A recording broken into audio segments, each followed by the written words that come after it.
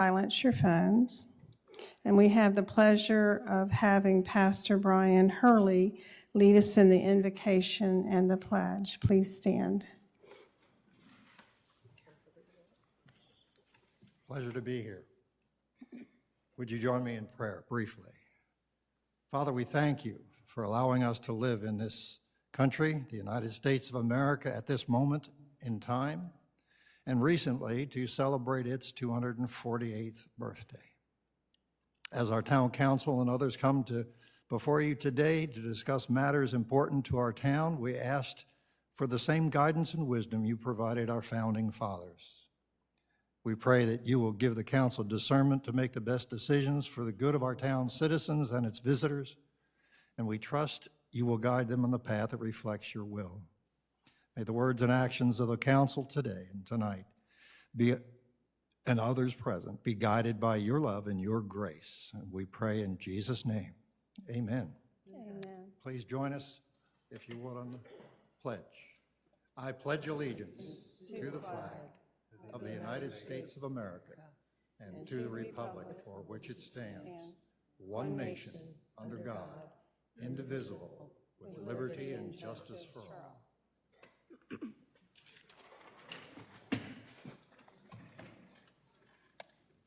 May we have the roll call? Mayor Holbrook, Councilmember Hayes, Here. Councilmember Vice Mayor Worley, Here. Councilmember Charles, Here. Councilmember Eberhardt. Here. Okay, on our agenda, we're going to move to number 1, the consent agenda. Does the council have any questions or comments? Does the public have any questions or comments? Having none, I'll entertain a motion to approve the consent agenda. So move. Second. Please call the vote. Councilmember Eberhardt, Yes. Councilmember Charles, Yes. Councilmember Hayes. Yes. Thank you. Moving on to number 2, presentations and requests to speak, citizens on the agenda. The first item we have is Maulden and Jenkins are going to present the 2023-2024 town audit.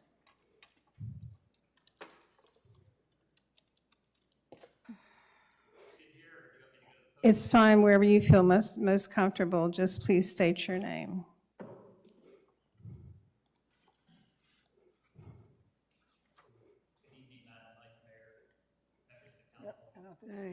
That ain't gonna work. Test. All right. Again, good evening, Madam Vice Mayor, members of the council. My name is Daniel Anderson, and I'm a partner with Maulden and Jenkins here to present the fiscal year 2023 audit results. There should be 2 items in your packet that you have. One is the audited financial statements themselves, and then the second is a separate document that we issue called the Auditor's Discussion and Analysis, which provides our required communication to governance. My presentation is going to go through some of the highlights from the auditor's discussion and analysis. I'll go ahead and start on page 2. The clerk's keeping up with me here. One more page down. So as I see some new faces up on council, I did just want to provide some brief information about Maulden and Jenkins. We are a large regional audit organization with offices throughout the Southeast. Your audit was performed from our Bradenton, Florida office location. Our governmental niche is the firm's largest niche, serving over 700 governmental entities within the southeastern footprint. This includes over 170 municipalities, such as the town. One thing to point out that I'll refer to here in a little bit as well is, our firm is very experienced in performing single audits, and that's compliance audits based on the expenditures of federal funds. Historically, this is not something that the town has had to undergo. However, the 2023 fiscal year did require a single audit to be performed. So I did just want to talk a little bit about the experience that we have there, and I'll talk about the results of that here in a little bit. And then lastly, I'm happy to report that we are nationally recognized. The current chair of the Governmental Accounting Standards Board is a former Maulden and Jenkins partner. So it's humbling to us that the standard-setting body for governmental accounting chose someone from our firm to lead their organization. And he's currently in the middle of a 7-year term as the chair of the standard-setting body there. Jumping down all the way to page 8 now. This is just a page that goes over the independent auditor's report. Obviously, we perform an audit to issue our opinion on the fairness of the presentation of the financial statements. We have issued an unmodified audit opinion, which is the highest form of assurance that we can render. We did perform our audit in accordance with generally accepted auditing standards as well as government auditing standards to provide reasonable, and that's not absolute, assurance of the fairness of the presentation of the financial statements. Moving to the next page, if you move to the back of the financial statement document, there are 4 additional reports as well. One we refer to as the Yellow Book Report, which is a report of our compliance with respect to the town's internal controls and compliance with respect to significant laws, rules, and regulations. This is a negative assurance report, so we're not providing an opinion on that compliance. However, we just point out findings if we've noted them. We did have 2 findings in the audit report, which I'll touch on here in a minute as well. The second report is the single audit report that I referred to, and again, this is because the town spent more than $750,000 in federal awards during the 2023 fiscal year. So we performed tests of controls and compliance with respect to the spending of those grant funds, and I'm happy to report that there were no findings in accordance with the single audit. So knowing that the town hasn't historically had this occur, that is compliments to Rachel and her team for being able to go through that without any issues. The next report is the Independent Auditor's Management Letter, which goes over our testing that we performed over the city's compliance with respect to the rules of the Auditor General. There were no findings noted within this report. And then the last one is the Independent Accountant's Report, which is an examination that we perform over the town's investment of public funds in accordance with Florida statutes, and there were no issues noted with respect to that testing that was performed. Moving to page 10, these are required communications under government auditing standards, so I'll go through them here pretty quickly. The town is ultimately responsible for the accounting policies and procedures that are identified in Note 1 to the financial statements. There was a significant GASB pronouncement or a new standard that was implemented this year. However, it did not have an impact on the town. So we evaluated to make sure that the completeness of that standard, there weren't any subscription-based assets that needed to be recorded, so the town has properly implemented that policy. Management's judgments and accounting estimates, at the top of the next page there, are a significant portion of the financial statements. The most significant estimates that the town has is the depreciable lives of your capital assets. So when we record depreciation expense, we're estimating the depreciable term of those assets. And then the second major accounting estimate is related to the net pension liability for the town's participation in the Florida retirement system. We did evaluate the financial statement disclosures to ensure that they included all the required information in accordance with government accounting standards. We had no significant difficulties in performing our audit. We did have a few audit adjustments that were provided to management and will be posted to the town's records, but we had no uncorrected misstatements where we proposed an adjustment and management elected not to post it. We had no disagreements with management over the application of any accounting policies and procedures. At the conclusion of the audit, we obtained written representation from management over the information provided to us. We're not aware of management's consultations with other accountants or what we refer to as opinion shopping. No significant issues discussed with management to bring to your attention. And then Maulden and Jenkins is independent with respect to the town. So now I'll just quickly go over the 2 findings that we've had, and we have 1 recommendation as well. Essentially, the 2 findings are similar in nature, and the standards say if we propose a significant audit adjustment based on the materiality levels that we've set, it needs to be considered a material weakness and reported as a finding. So we did have significant audit adjustments related to the town's interfund activity, as well as revenues and receivables that were posted accurately within the town's financial statements. So again, because they were of a magnitude greater than our materiality levels, they're required to be posted and reported as findings. The 1 recommendation that we have had for a few years now, and that's related to the approval of journal entries. So we do perform testing of a sample of journal entries during the audit process, and we noted that there was no documentation of an independent review and approval as part of that process. We evaluated the entries to make sure that they were reasonable and appropriate, and we had, no issues whenever we were reviewing that documentation. However, we just didn't see documentation of that internal control being in place. So we recommend that the town implement a process to where there are internal controls to review I know with a smaller town and a smaller finance department, turnover at the town manager position, that's difficult to make sure that you have those internal controls in place. So we just recommend, anytime you have change, it is an opportunity to say, okay, what can we do with the resources that we have to make sure that we do have independent reviews and approvals over the journal entry process. And then the last few pages of the document, I won't read through to you. They're related to upcoming GASB pronouncements that are going to be implemented within the next several fiscal years. There are no significant pronouncements that are going to materially impact the statements going forward. But as always, we'll work with Rachel and her team to ensure that the town's appropriately implemented these new standards as they become effective. And that's the conclusion of the presentation that I have. I'm happy to answer any questions that you have over the audit process, the financial statements, or anything within the auditor's discussion and analysis. So council, do you have any comments or questions? Just a couple comments. So I met with Daniel while late in the process and was very comfortable with the scope of the audit, and I think we had a good discussion, so I appreciate the work and the findings and the recommendations.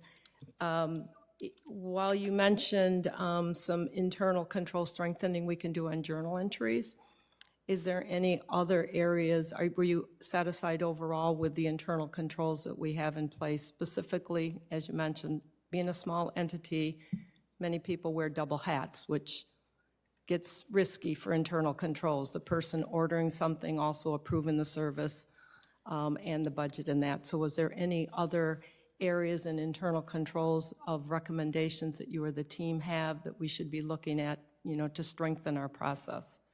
So really, we look at cash receipts, cash disbursements, and payroll, which are pretty much your three major transaction cycles, and we're comfortable with the controls over those processes. It was really just the manual journal entries that were performed.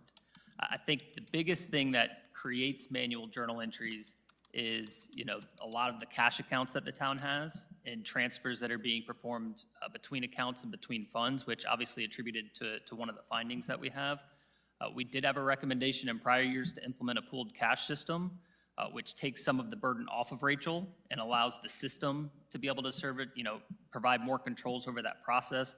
The town's in the process of implementing that. They're just not all the way there. So I think as we finalize the implementation and are able to close some of those bank accounts, it'll reduce, a lot of those manual journal entries specifically related to the interfund activity.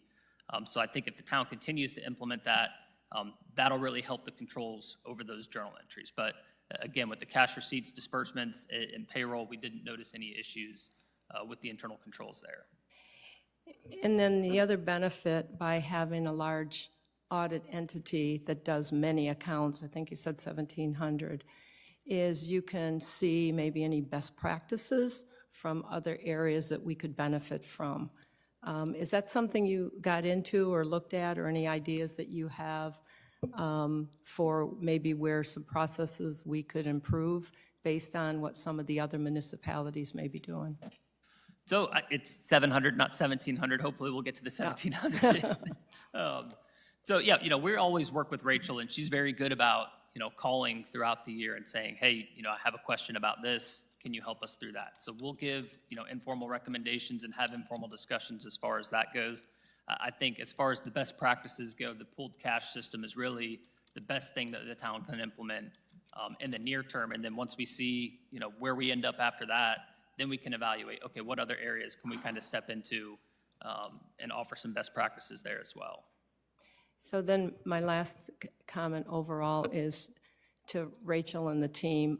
I know that you guys, as Daniel, your team, jumped through hoops because this was a very compressed timeline to get done by June 30th, which is the state requirement. So Rachel, please pass on, first congratulations and thank you to you personally, but also to your team and the staff members that are involved, because, from personal perspective is an audit is very stressful and time consuming, and it's not just the 40 hours a week that you have to get done, because if you don't get the information to the auditors and then they don't get the information back, we were at risk of missing this. So I also did have a conversation with Rachel, maybe it was like June 29th, something like that, And of the findings, the 3 findings that they noted, I'm comfortable with what happened and what we're doing to, to fix those going forward. So overall, I'm very comfortable from,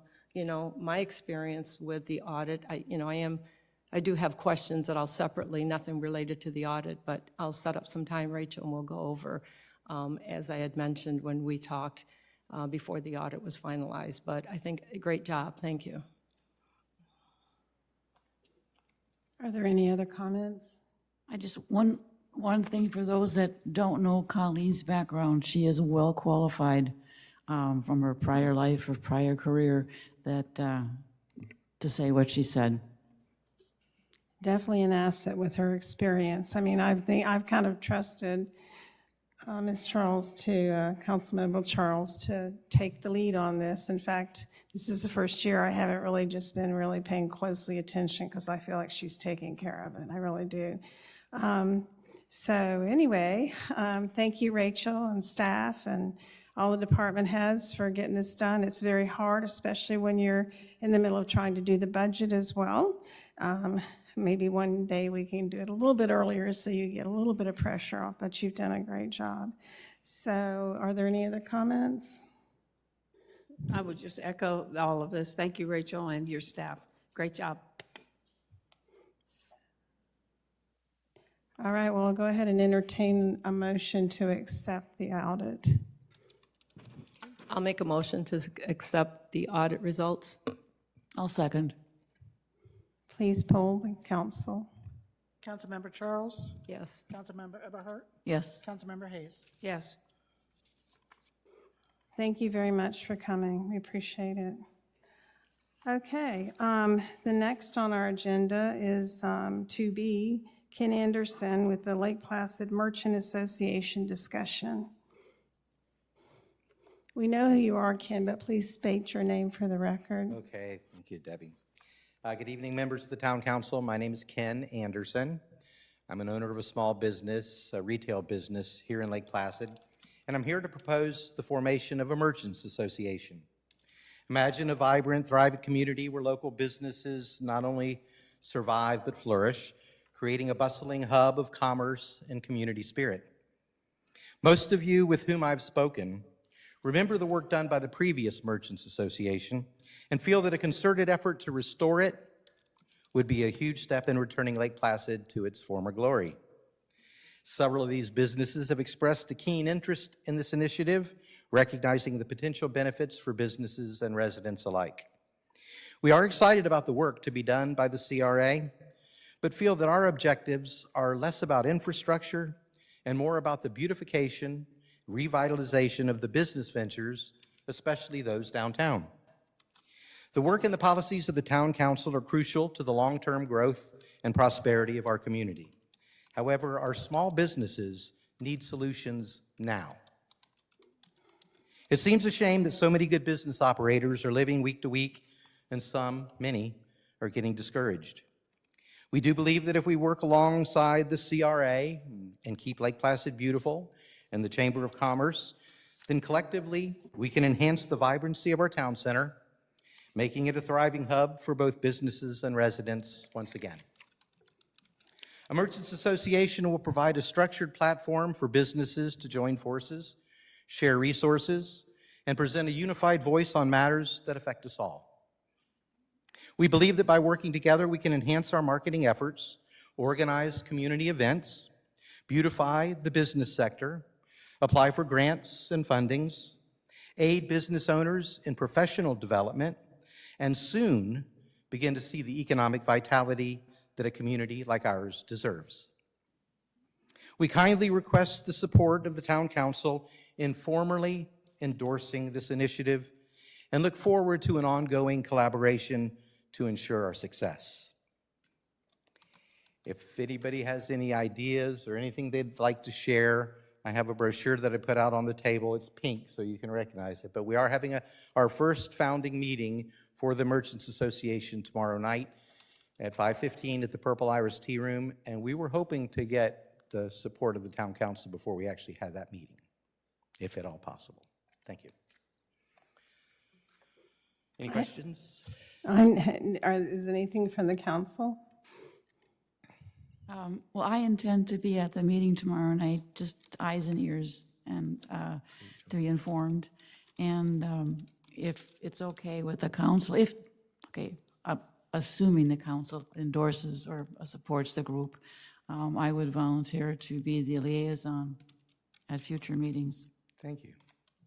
That's a great idea to have a liaison, and thank you for offering to do that. Yeah, I plan to be there too, and I understand it's quite possible for all of us to be there, whoever wants to be, as long as we don't really get involved in the conversation. We just, eyes and ears, that's it. Good idea. Yeah, so, because I think I do support you as well. I also support you. I think we spoke about this idea a long time ago, and I would love to be at the meeting tomorrow night. I can come as soon as I can, but I am working tomorrow night, so I won't be there. What did you say, 5:30? 5:15? 5:15? I'll go when I can, and if you're still there, I'll be there. But I would be happy to be a liaison as well, in case Joy, for some reason, can't do it. I could be the alternate, so. But I That's think it's a wonderful. really Thank good you. idea. But I do think you need some sort of a representative here, and I think it's very important that the four things that you mentioned, the council and the Merchants Association and the Chamber and the CRA, all work together for the same goal, with each of those entities having a different focus, but all toward a common goal. I think that would be very important. I'll add to that, and I think also the Keep Lake Placid Beautiful needs to be worked in. It seems like we have a lot of great organizations doing a lot of great things. We just need to connect them all together so that we're not doubling up on, because time is important and volunteers are I believe important and Mr. money. Brantley's going to be there tomorrow as well. And I will also. My only question would be is, if this is a formally endorsed, does it fall under sunshine law, or is it a volunteer committee that we can freely communicate with? So that's, we get into, sometimes if we fully endorse it and then it becomes a committee with selection, then we have to be careful. Two of us can't be brainstorming with you. So that would be ideally, I'd like the committee to run on its own, right? So that we don't have to fall under sunshine laws. But I guess that's a question. Mr. Harris, we'll ask Mr. Harris to make an interpretation on that one. I've been listening very carefully to the discussion and was set to recommend against a motion because it would trigger exactly that.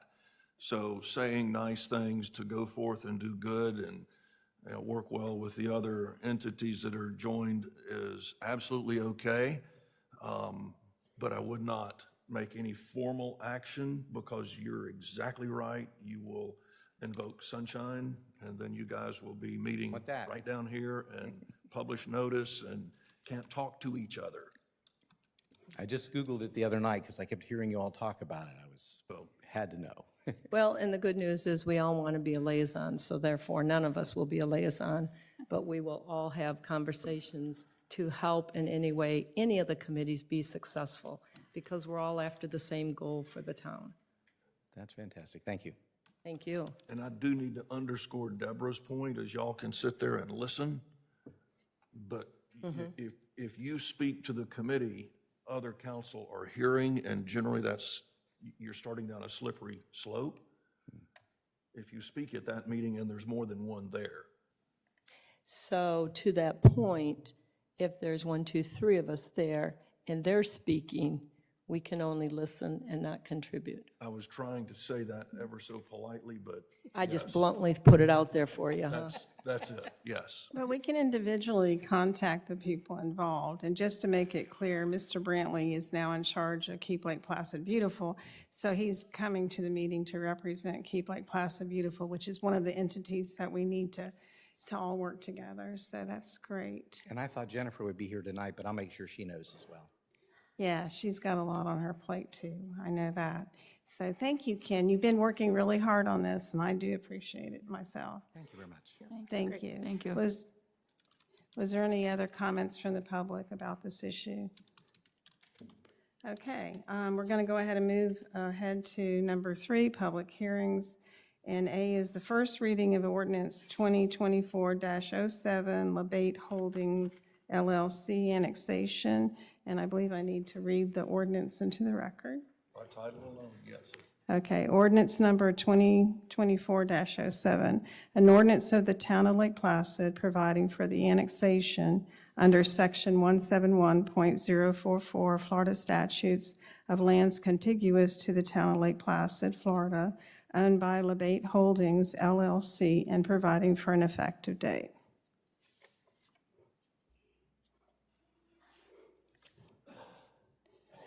Bringing it to the council. On the first reading, I believe that you would, the motion would be, once you have your discussion, is to accept the ordinance, and then on the second reading, you would adopt it. Any discussion? Is there any discussion from the public? Hearing none, I'll go ahead and ask for the motion to accept the ordinance. I'll make a motion to accept the ordinance number 2024-07, providing for the annexation under Section 171.44 Florida statutes, lands contiguous to the Town of Lake Placid, owned by Labate Holdings, and providing for an effective date. I'll second it. Thank you. Please poll the council. Councilmember Hayes, Yes. Councilmember Eberhardt, Yes. Councilmember Charles. Yes. Having passed. We'll move on to resolutions. We have 2. The first one is Resolution 2024-16, Heartland Bank, banking authorizations. Ms. Vice Mayor, I need to tell you that I am not able to comment on this because I have a conflict. I own stock in that bank, and there is the required form. And for the record, if I may, I'm a member of the board and a shareholder. I've not participated in the resolution.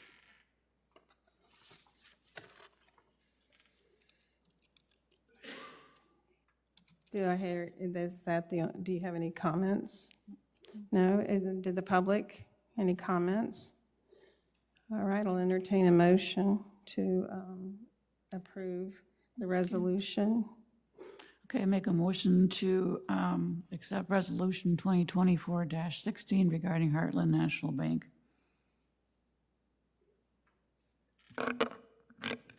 I do have a question. Sorry, I was going to say there's 3, right, there's 3 banking things here too, and I was trying to look. My question is just on signatures.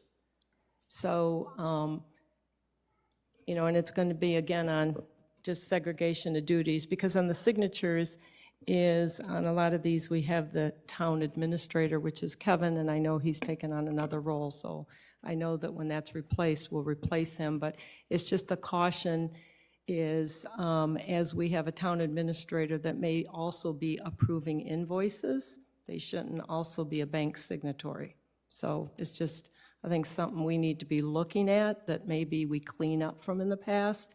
You know, again, the other names on there are fine, the mayor, the vice mayor, and Eva, but we shouldn't have somebody who may be, you know, approving invoices also be approving checks. And so each of these had the town administrator. And again, not knowing the town administrator's role, if the person is going to stay on as a bank signator, then they shouldn't be approving invoices. We could bring that up as a discussion item or a vote item at next meeting if you'd like to do that. I mean, we can put it on the agenda and actually do that, maybe collect more information from Rachel and how she processes things and actually discuss it and make sure that everybody's on the same page with that. Okay, but it needs to be an agenda item if we're going to change it. That's fine, but I can't approve, in my experience, can't approve this. I mean, Kevin, you approve invoices as town administrator, correct? That's correct. Right. As utilities director and as town administrator, because you're going to have some of the overreaching Right. So he utility. should, Yes, utility bills are. Person. So, right. That's not part of a banking issue, so, I mean, That's, Well, it is, because it's saying to approve this, and connected to this is who the bank signatures, because we're changing are for Heartland. Rachel, do you have any comments on how this works? And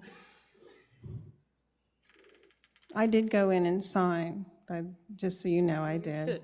Yeah, because you're not approving invoices.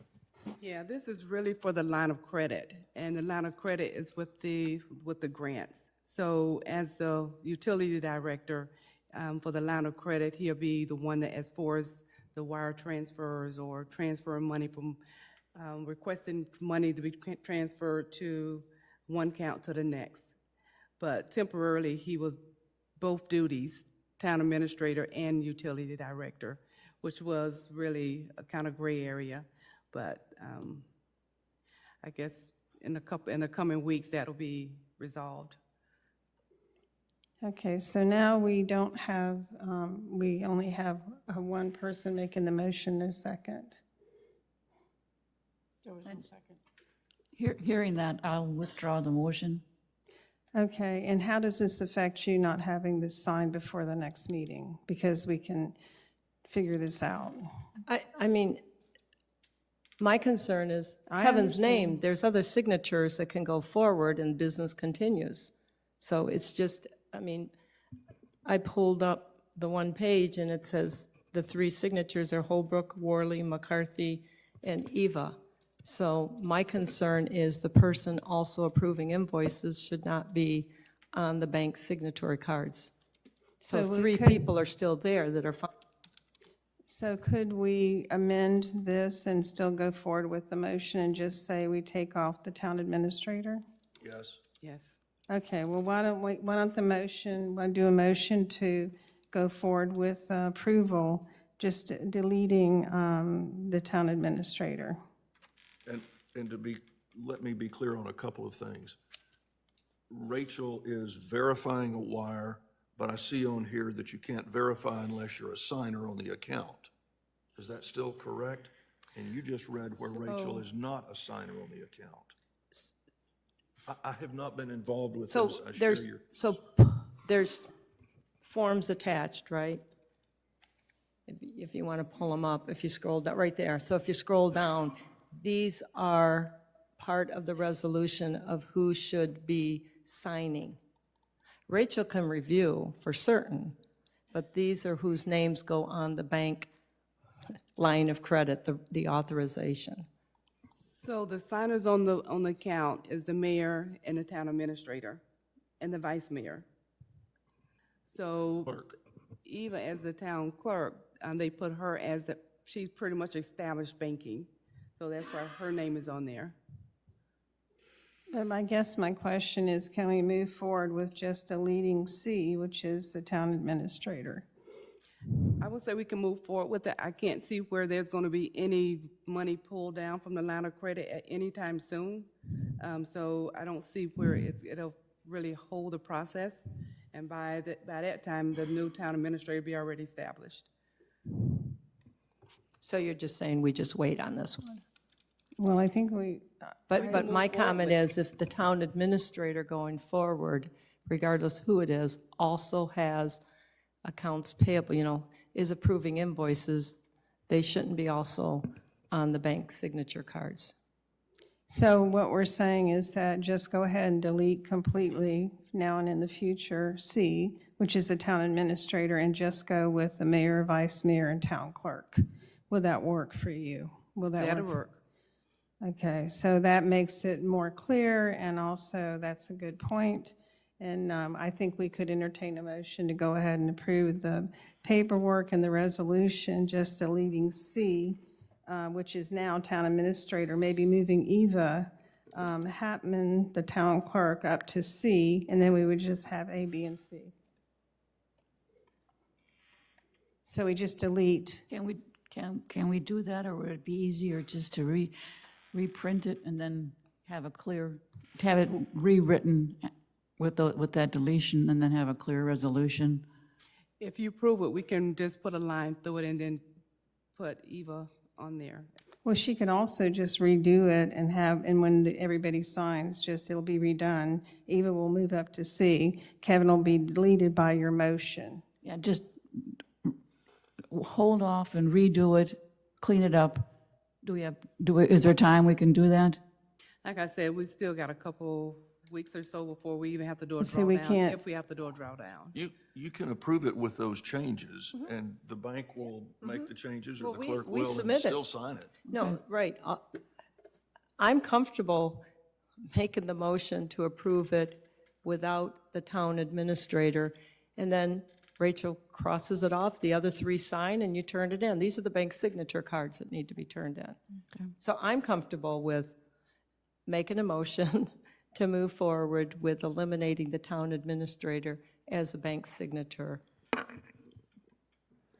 Just for quick clarification, just, Sure. Eva would move up to C because it's listed as A, B, and C, if you look it down on line 3. So right now, she's not listed as a signer. If you're going to move her into the signer, she'll move up to C. She isn't a If you sign- see, I- you see here where Oh, it's A, B, gotcha, and down C? below. So it would be either A, B, and D, or move Eva up to C. That's Okay. just that clarification. Fine, thank you.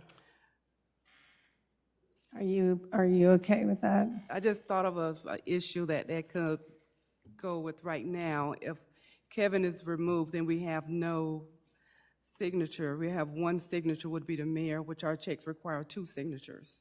So I won't be able to use his signature, just print checks. Well, if I'm on there, I can't sign as vice mayor? No? I still don't have your signature back from the developer yet. I mean, but you will. I mean, with the new card too. I mean, is that a conflict, being vice mayor and mayor? I don't know. Because one of us is, I mean, normally we're both all around. Yeah, but I don't have your signature yet, so that it can, But we're just doing this for the future. 'cause, okay, I okay, mean, this is for the future, not what we're doing today. okay, This is the new signature card. okay. Okay, so, yeah, it takes a while for these to come through. So if that's okay, I mean, can the 2 signers or 3, either be the mayor, the town clerk, the vice mayor, and the town clerk? Is that a combination that works?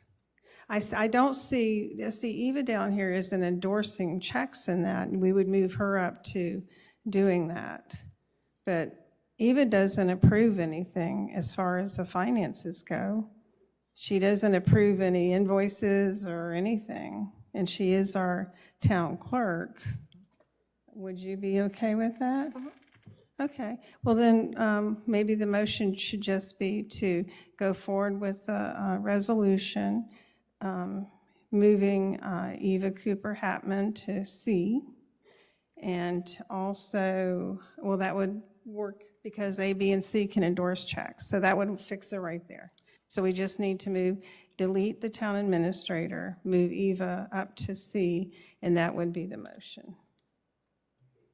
And you're requiring 1 signature, not 2. It'll still have to require 2 It signatures. has to be 2.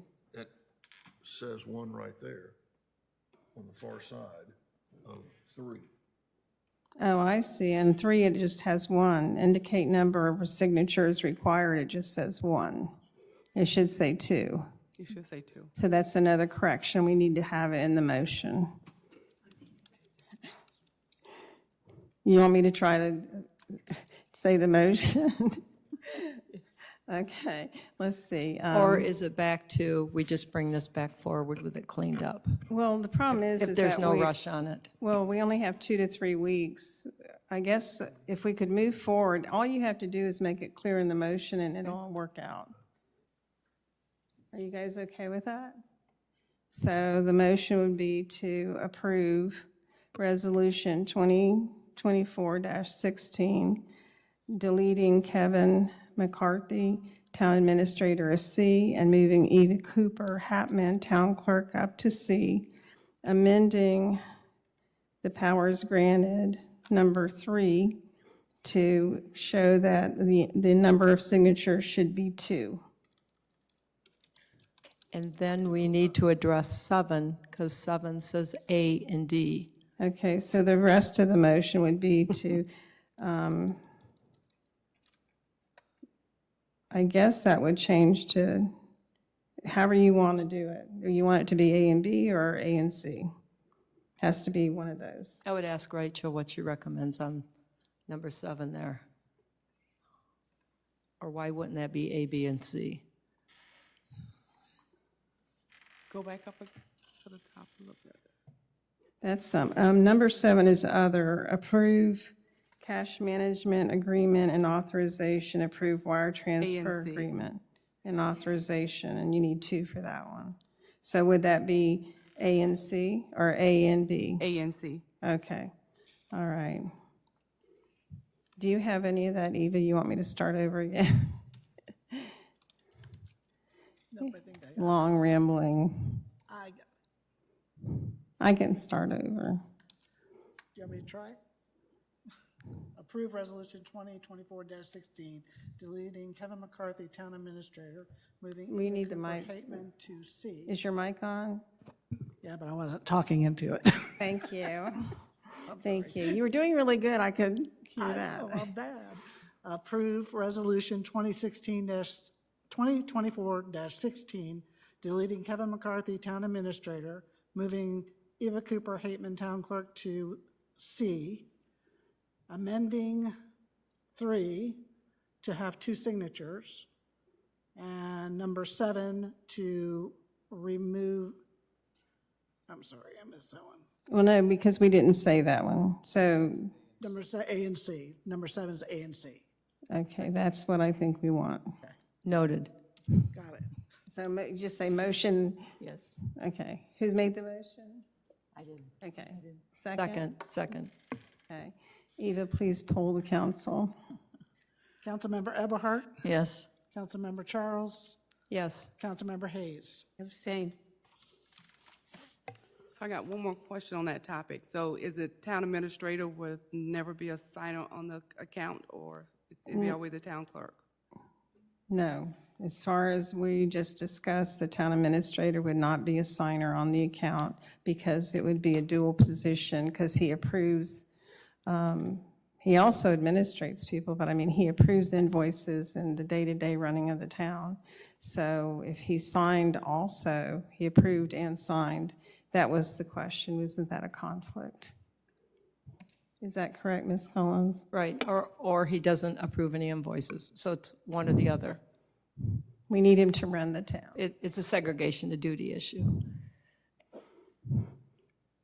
Okay, well, that was a good discussion and change, I believe. So we're going to move on to the next agenda item, which is the Resolution 2024-17 Heartland National Bank Line of Credit Authorization. Madam Vice Mayor, I have the same conflict. I have another form for that. I have to abstain from all of this. I have own stock in that bank. Okay, if we could move down to that form on the computer.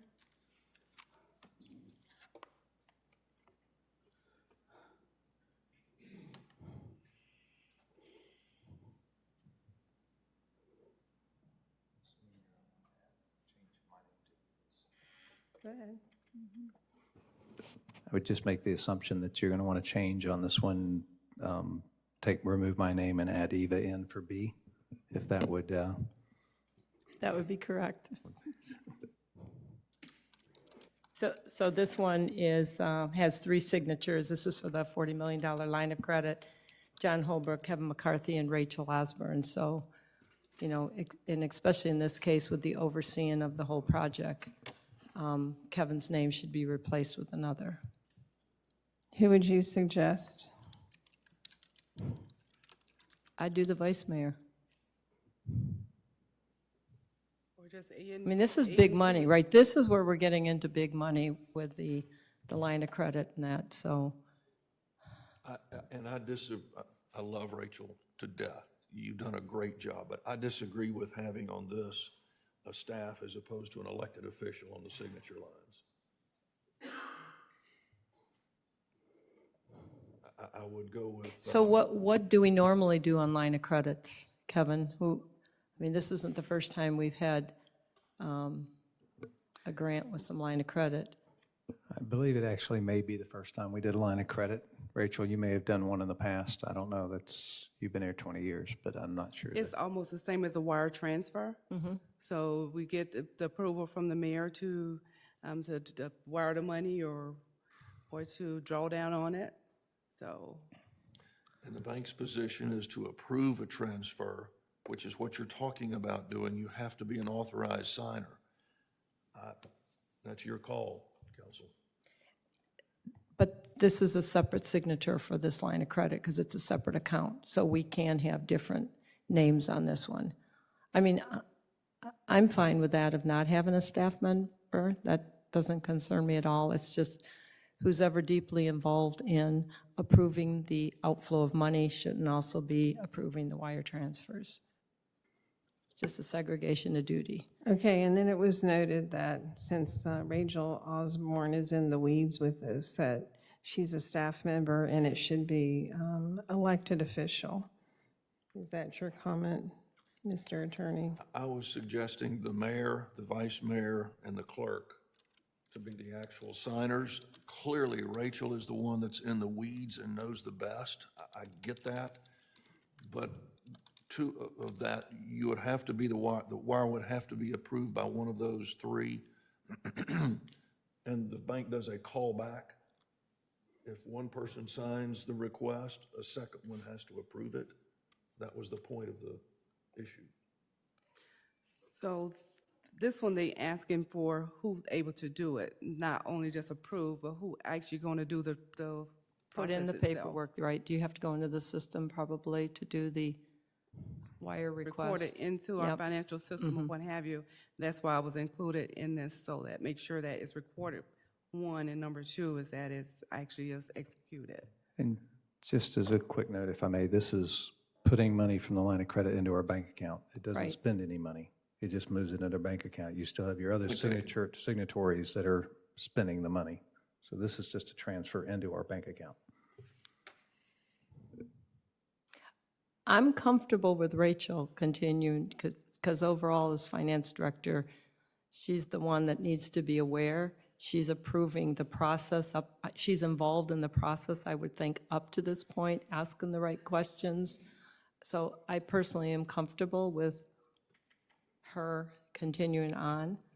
I think she's closer to the size of this money versus Eva. I mean, I'm comfortable with Eva too, but, I mean, I don't have any issues with keeping her name on.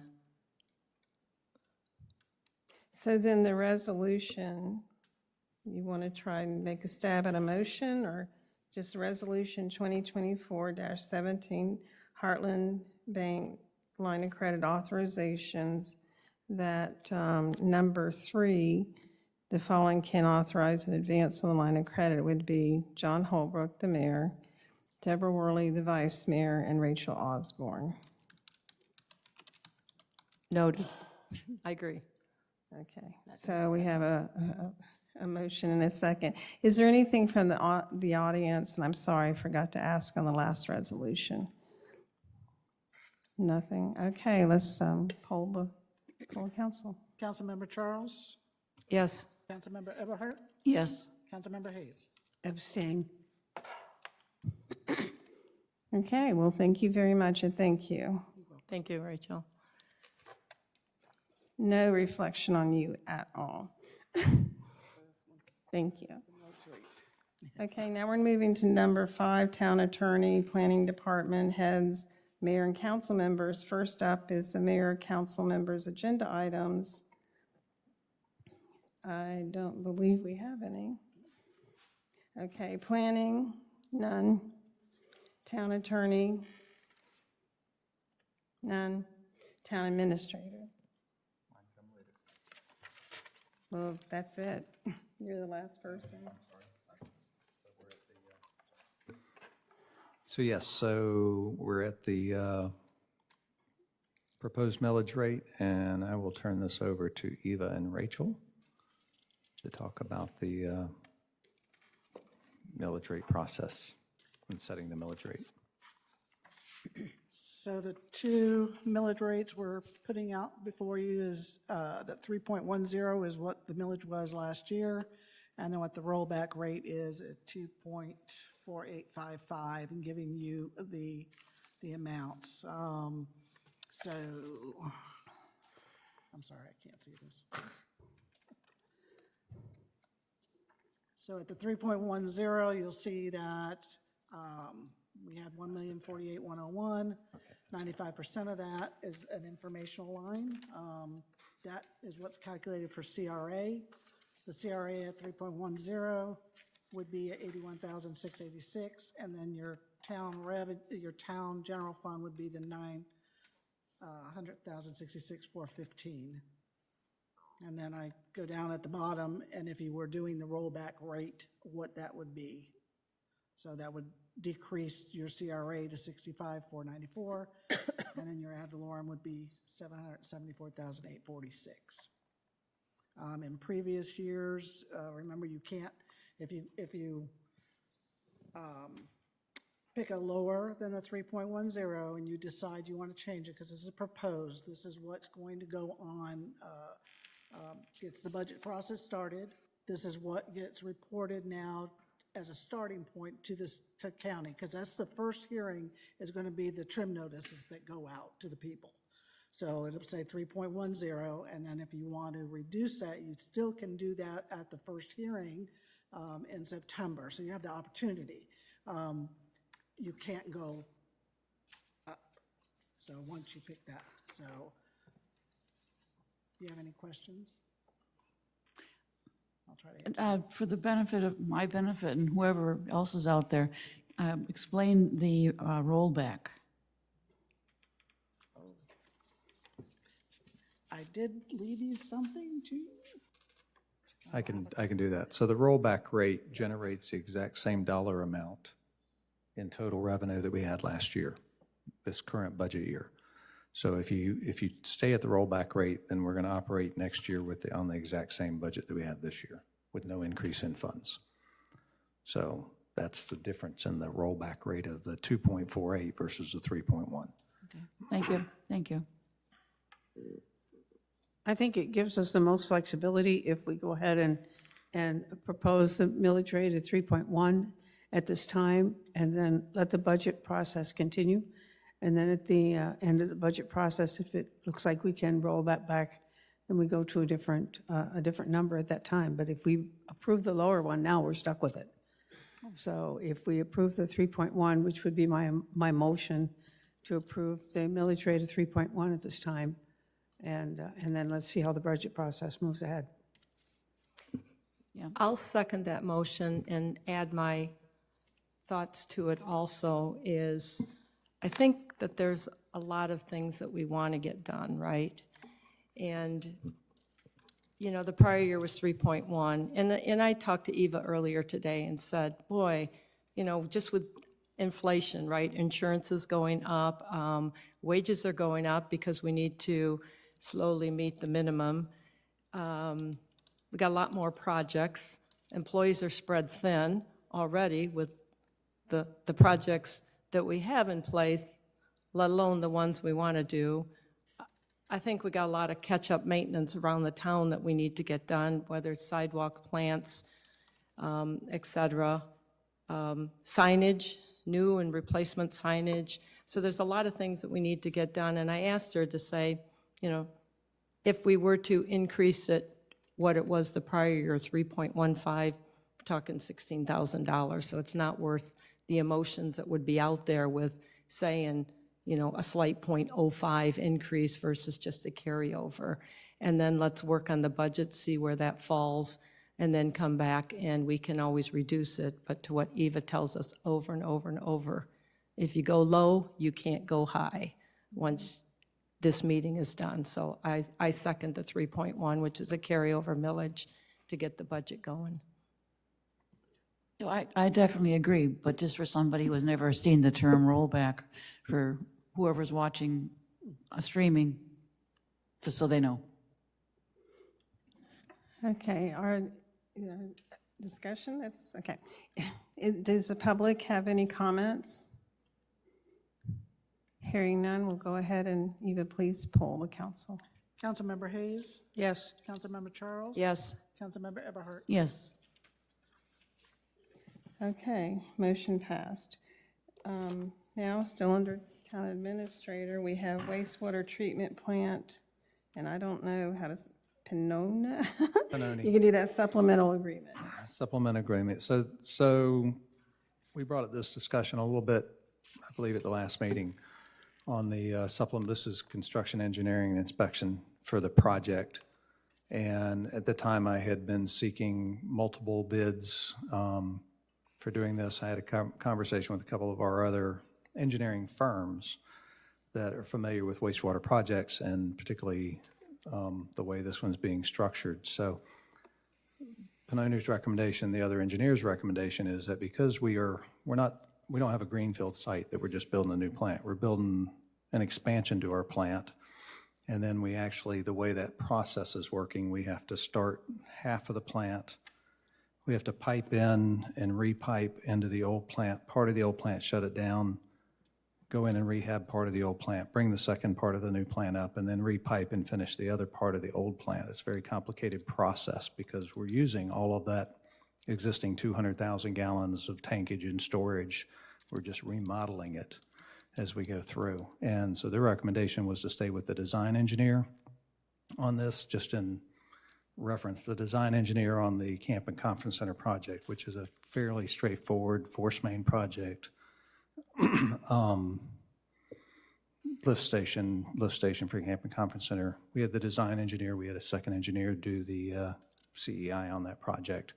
So this one is different.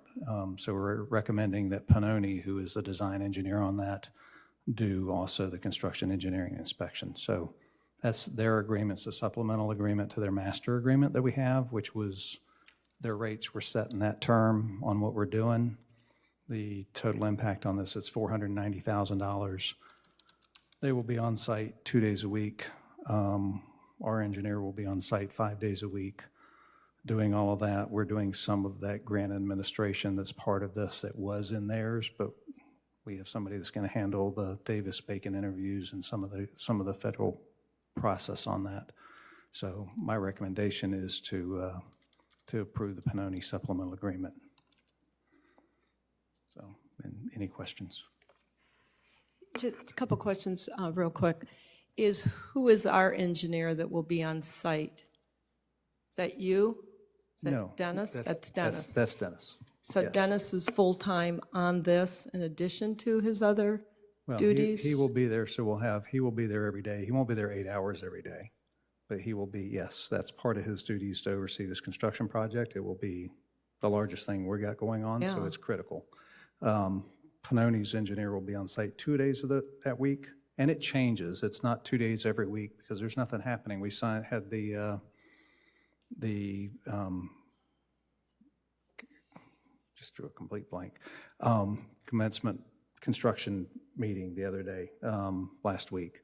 So they're now in their 540-day timeline.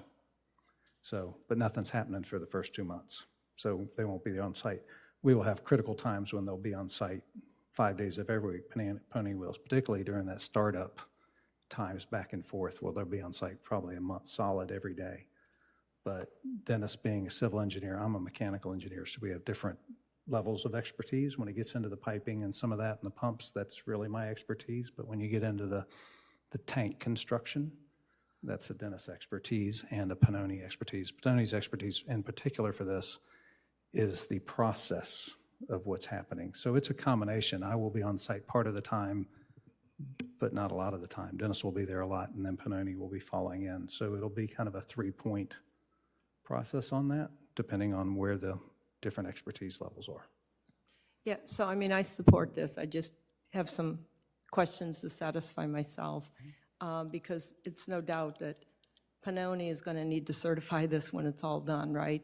It's their design, and now they'll be involved in the construction process. I recall 6 months ago, there was a time back where there was a motion, a recommendation that was made to hire Pinoni for project management at $90,000 a year. Did that ever materialize, or how does that fit into this picture here? That was grant administration because Right. Joe had been doing that, Joe Barber. Right. And when Joe left, we needed I was taking on 3 roles. We needed Pannoni to help. So Pannoni did that. That's part of the grant process up to this. That was a point certain in the process. I don't remember the total dollar amount that they actually billed on that, was probably less than $20,000. We handled most of that internally. So that's no longer, So the grant administration part of it ended. okay. Actually, that reverted back when I hired Dennis. Dennis started doing some of that, so he gets paid for that. Part of his salary comes out of that grant administration. But Pannoni had to come in initially and help with that. Part of theirs was getting the bids out and documents and handling some of that piece up to this point. So that part's over for them. So do you think the 2 days a week is sufficient, or is that going to wrap up to a lot more time? So this is $490,000. It'll be charged to the grant, right? Mm-hmm. Okay, that's good. A lot, and it's needed, so don't get me wrong. It's just trying to justify $500,000 for construction oversight, and I know it's a very complicated project with trying to keep something running while building something else and try to get a cutover, et cetera. So do you think the 2 days a week is going to be sufficient, or is it too early? Or if they all of a sudden need to start showing up 3, 4, 5 days a week, will we see the $500,000 increase? Now, this is a fixed contract amount, so it's not going to change. And they know, we've been back and forth on this. Their initial proposal was $644,000. And that just made no sense to me. Dennis and I had a lot of discussion, Roger and I, on Pannoni, had a lot of discussion on this and bringing that into something that I felt comfortable bringing forward to the council on what we could do, responsibly absorb and make sure we were taken care of, and then where their duties were, and then where we needed their expertise and they needed to be on site. So it's 2 days a week in total for that time, but again, they won't be on site at all for the next 2 months until we really start bringing up the crom tanks, the clarifiers, and then they'll be on site part of that time. Dennis will be on site for a lot of that. I'll be on site. I was on site every day when we did our 1.5 million gallon crom tank in Clewiston, so I'm familiar with the process and what happens there. So I think we're comfortable with making sure that we're going to have a good product. The other thing that happens with Pannoni and Pullen Kent specifically, they're currently building a wastewater treatment plant expansion in Davenport. So they're familiar with the submittals, and the submittals will be thousands of pages in all of the process. So they're familiar with the packages and the process and what's getting submitted. So that will streamline the process, because our overriding point on this is that timeline of being complete in June of 2026. Okay, thank you. Well, my first comment is that this should, in my opinion, should have been taken to the Utilities Advisory Commission before it comes to Town Council, because it's the role of the Utility Commission that comprised of people with expertise in construction. They should have been consulted first before bringing it to some lay people. But it is what it is. Actually, let me back up. The resolution that created the Utilities Commission requires them to be advisors to the Town Council, not the other way around. But anyway, I have reservations about this. I understand the technicalities. It's like changing out the engine in the car as you're going down the road. But that's not, to someone in the profession, it's doable. You don't have to have necessarily the designer do it. I'm not comfortable with the person who designed it doing the overseeing. If something was designed not quite right, then it's like a conflict of interest. The other thing is, you said you did talk them down from 600-some thousand, but still, this is a lot of money. Normally, I think it should have been a bid. But you're basing your decision because they designed it, they know it. You know, and so, and my contrary is that somebody can look at a set of plans who's in the profession and understand what the design is also. It doesn't have to be the original designer. The other thing is the 40 million, at the last report, there was 5% contingency left, about 1.7, and there was approximately 800,000 left for, and half of that now is going. So basically, we have 400,000 or so left, plus 5% contingency. This really scares me. What happens if we go over by 100,000, 200,000, whatever? I'm just afraid. So reassure me. First of all, any changes, even if you had, they're the design engineer. So these plans are reviewed by DEP, they're stamped by the professional engineer. Any changes that were made to this, even if you had a different engineer reviewing, the design engineer would have to approve and make the changes and stamp those plans. They're the design engineer, professional engineer on this project. So if they did something wrong and it had to change, they're still going to be back to them So, for design change. yeah, but then, so then they pay for the difference? Huh? Then the designer pays for his mistake? Depending on if you have a substantial mistake, I would agree.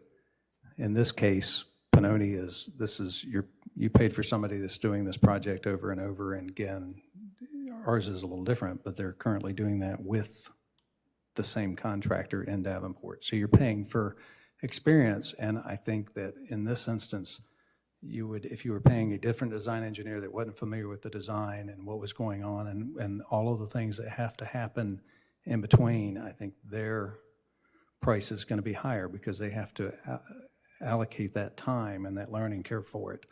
And that was the conversation that we had with another professional engineer who's doing a lot of work for us.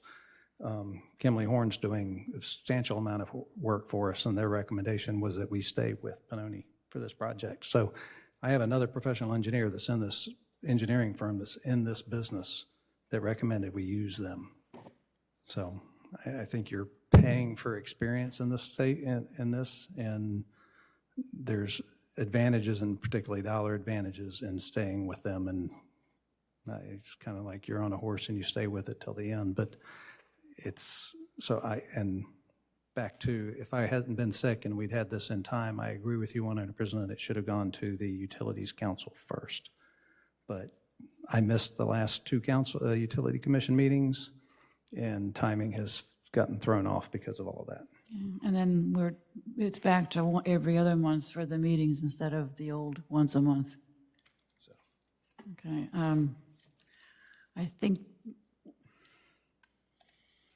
when the time comes, I'd like to hear from Jack if he has his comments. Okay, is there any more discussion from the council? All right. Yeah, well, just the Kimley Horn, they were one that was involved early on in certain designs, right? They've done several things. They're in the design for Placid Lakes, but there's also, before that, they're doing our master plan for all of the lift stations and stuff. So they've been involved in all of our systems. So any changes that gets made to our system, we're back to Kimley Horn for the pressures and the force mains and the lift stations. And so they're very involved in this overreaching project, not just one little piece of it. We have Johnson Engineering, Polston Engineering, Kimley Horn, and Pannoni all working on pieces of the neighborhood projects, if you will.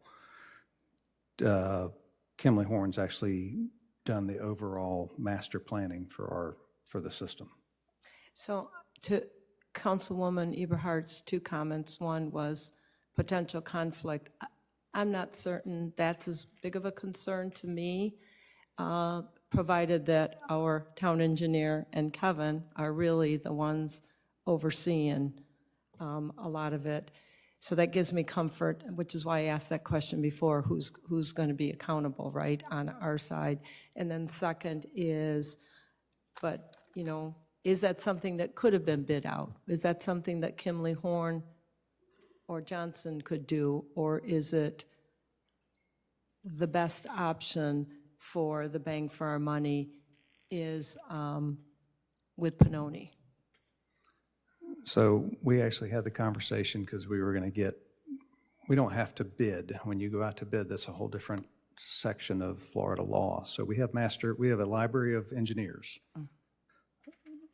of most of which I just made, Cool & Cobb, Polston, Pannoni, Kimley Horn, Johnson Engineering. Those are all engineering firms that are selected on their basis and their expertise. So we have master agreements with those in place. So we went out to bid and selected all of those firms. You could go out to bid, and what you're going to do is you're going to go out to bid and you're going to get the lowest price anybody that comes in. So you could get something that's $200,000 and you don't have the expertise of what you're going to get. So that's the reason that, prior to me, but that's the reason you have a pool of, it's called the Competitive Negotiations Act, and you do that based on experience, not on price. So we could have selected Kimley Horn to come in and do this project. They recommended that we stay with Pannoni to do the construction engineering because of the complexity of the project. So you could have selected another one and said, give me a price and I want you to do it. Or I could have said, well, we want you to give me a price anyway, and we want Johnson to give me a price, and I want Cool & Cobb, and I want Polston. My next question is, how many plants of this type is Polston, Cool & Cobb, Johnson, and Pannoni done? So I believe based on that experience portion of it, I would be right back recommending Pannoni. Well, and that's important feedback. I appreciate it, and especially the feedback that Kimley Horn, who has been involved in this, is pretty much recommending of the four who we should go with. So thank you. Yep, that was a key statement. I think we get away from a large learning curve too if we keep with Pannoni with this process, because anybody that comes in, regardless of their expertise, there's going to be a learning curve on the project, and we're in that 540-day window. So kind of time is of the essence. If I may.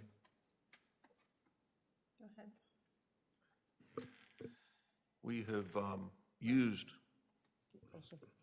We have used Roger Holman with Pannoni for many, many years, and we've never had a problem with his work. To me, that is a very significant thing to continue to consider. Thank you. And Mr. Harris is our town attorney, and so he would know if we'd had some problems with anybody. So do you have any problems with the contract or the agreement? I do not. Contract's good. Okay.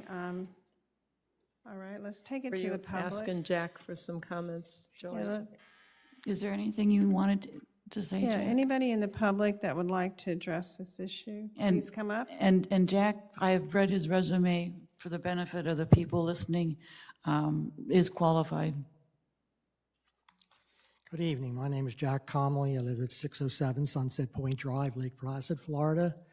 I'm not questioning the technical ability of Pannoni or the person that they're going to have here as the engineer looking over the thing. What I'm questioning is the fact that,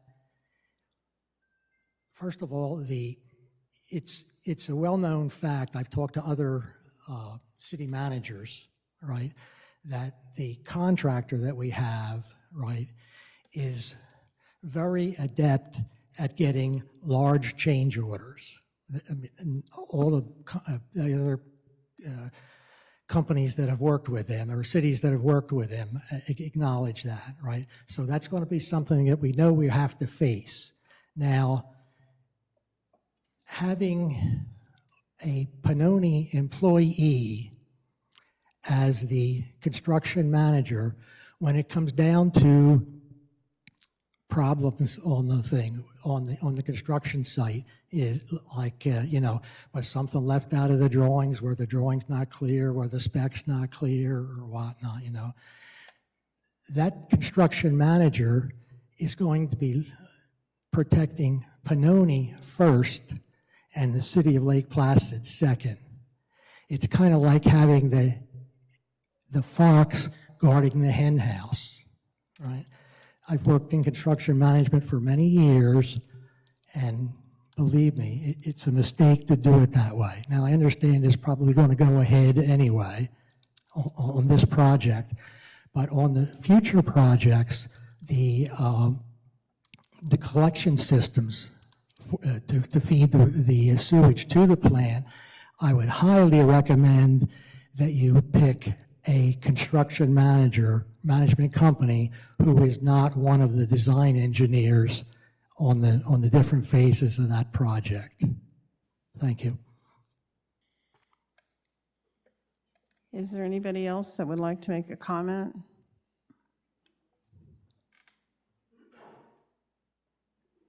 Okay, I'm going to bring it back to the council for a motion.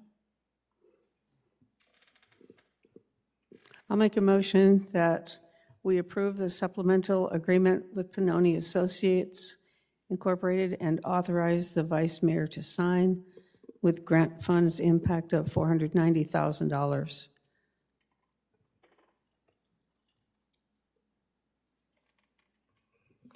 I'll second it. I think that we're, like Kevin said, we're kind of boxed into a corner to get this thing moving along, so I'll second it. Okay, now hearing no further discussion, please poll the council. Councilmember Hayes? Yes. Councilmember Charles? Yes. Councilmember Eberhardt?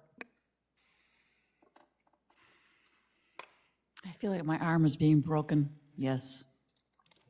Thank you. Okay, so motion passed. So we're going to move to D3, which is Recreational Facilities Long-Range Plan. Sorry. Let me find this real quick. So this is just going to RPAC in August, and this is just a real quick rough draft. I just wanted to show you now. I will send it to you as I develop this before the August meeting, and so you have something to approve at the August meeting prior to the RPAC request. So, and just as a background, so Spring Lake had hired a consultant, and they have kind of a multi-year plan for their parks moving forward, and so that they're going to have a number of requests teed up for RPAC.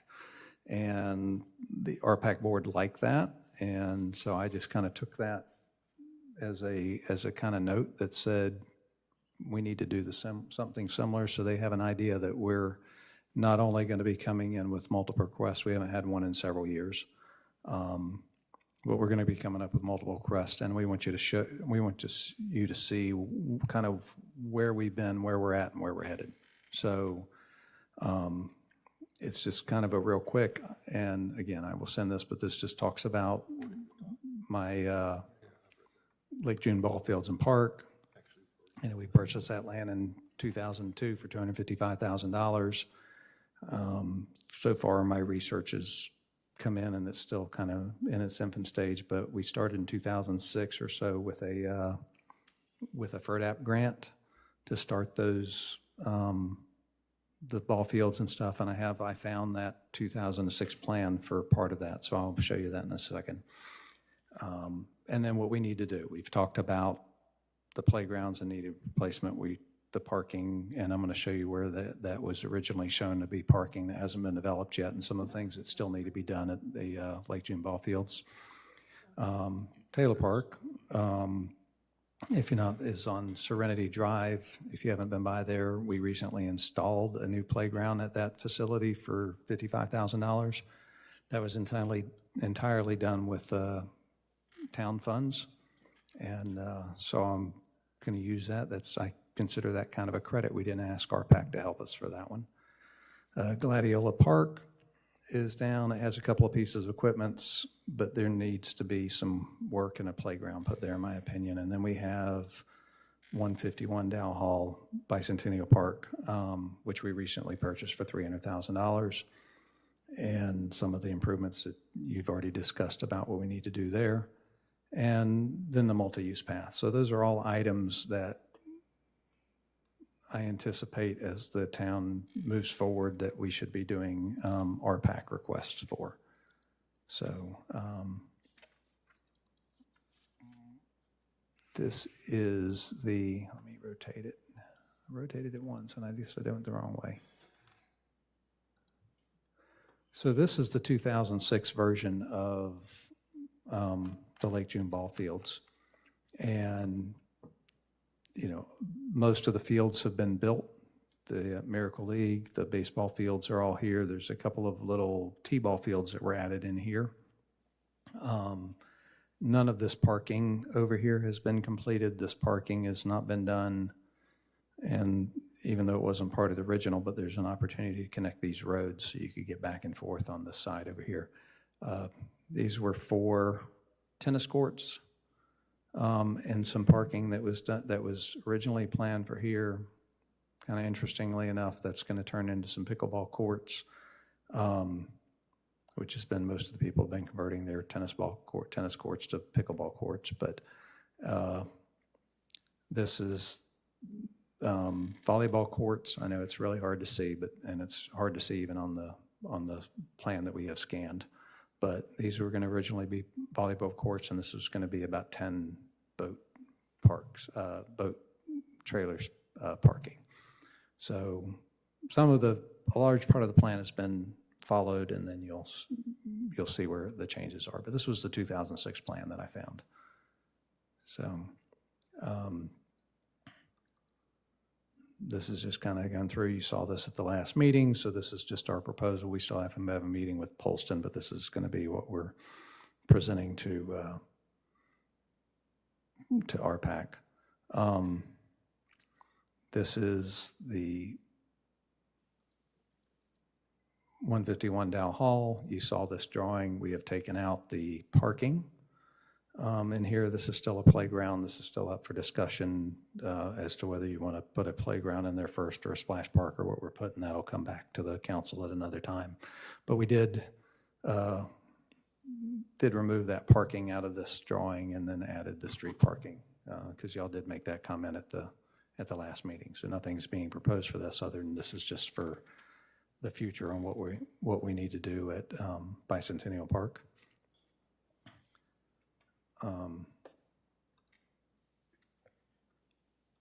Again, this is just a picture of Bicentennial Park. The drawing as it stands today, the playground would go in this area, so you'd get shade, afternoon shade from the oak tree, and we'd have to move the gazebo and the flagpole.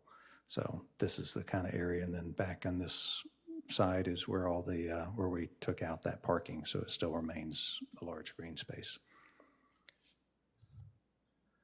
It's not a great overhead, but this is Gladiola Park, and we have a couple of small pieces in here, but not a lot. We looked at something along the same lines to put a playground in. Again, there's a line of trees over here that we thought we could get some shade if we put it in that spot.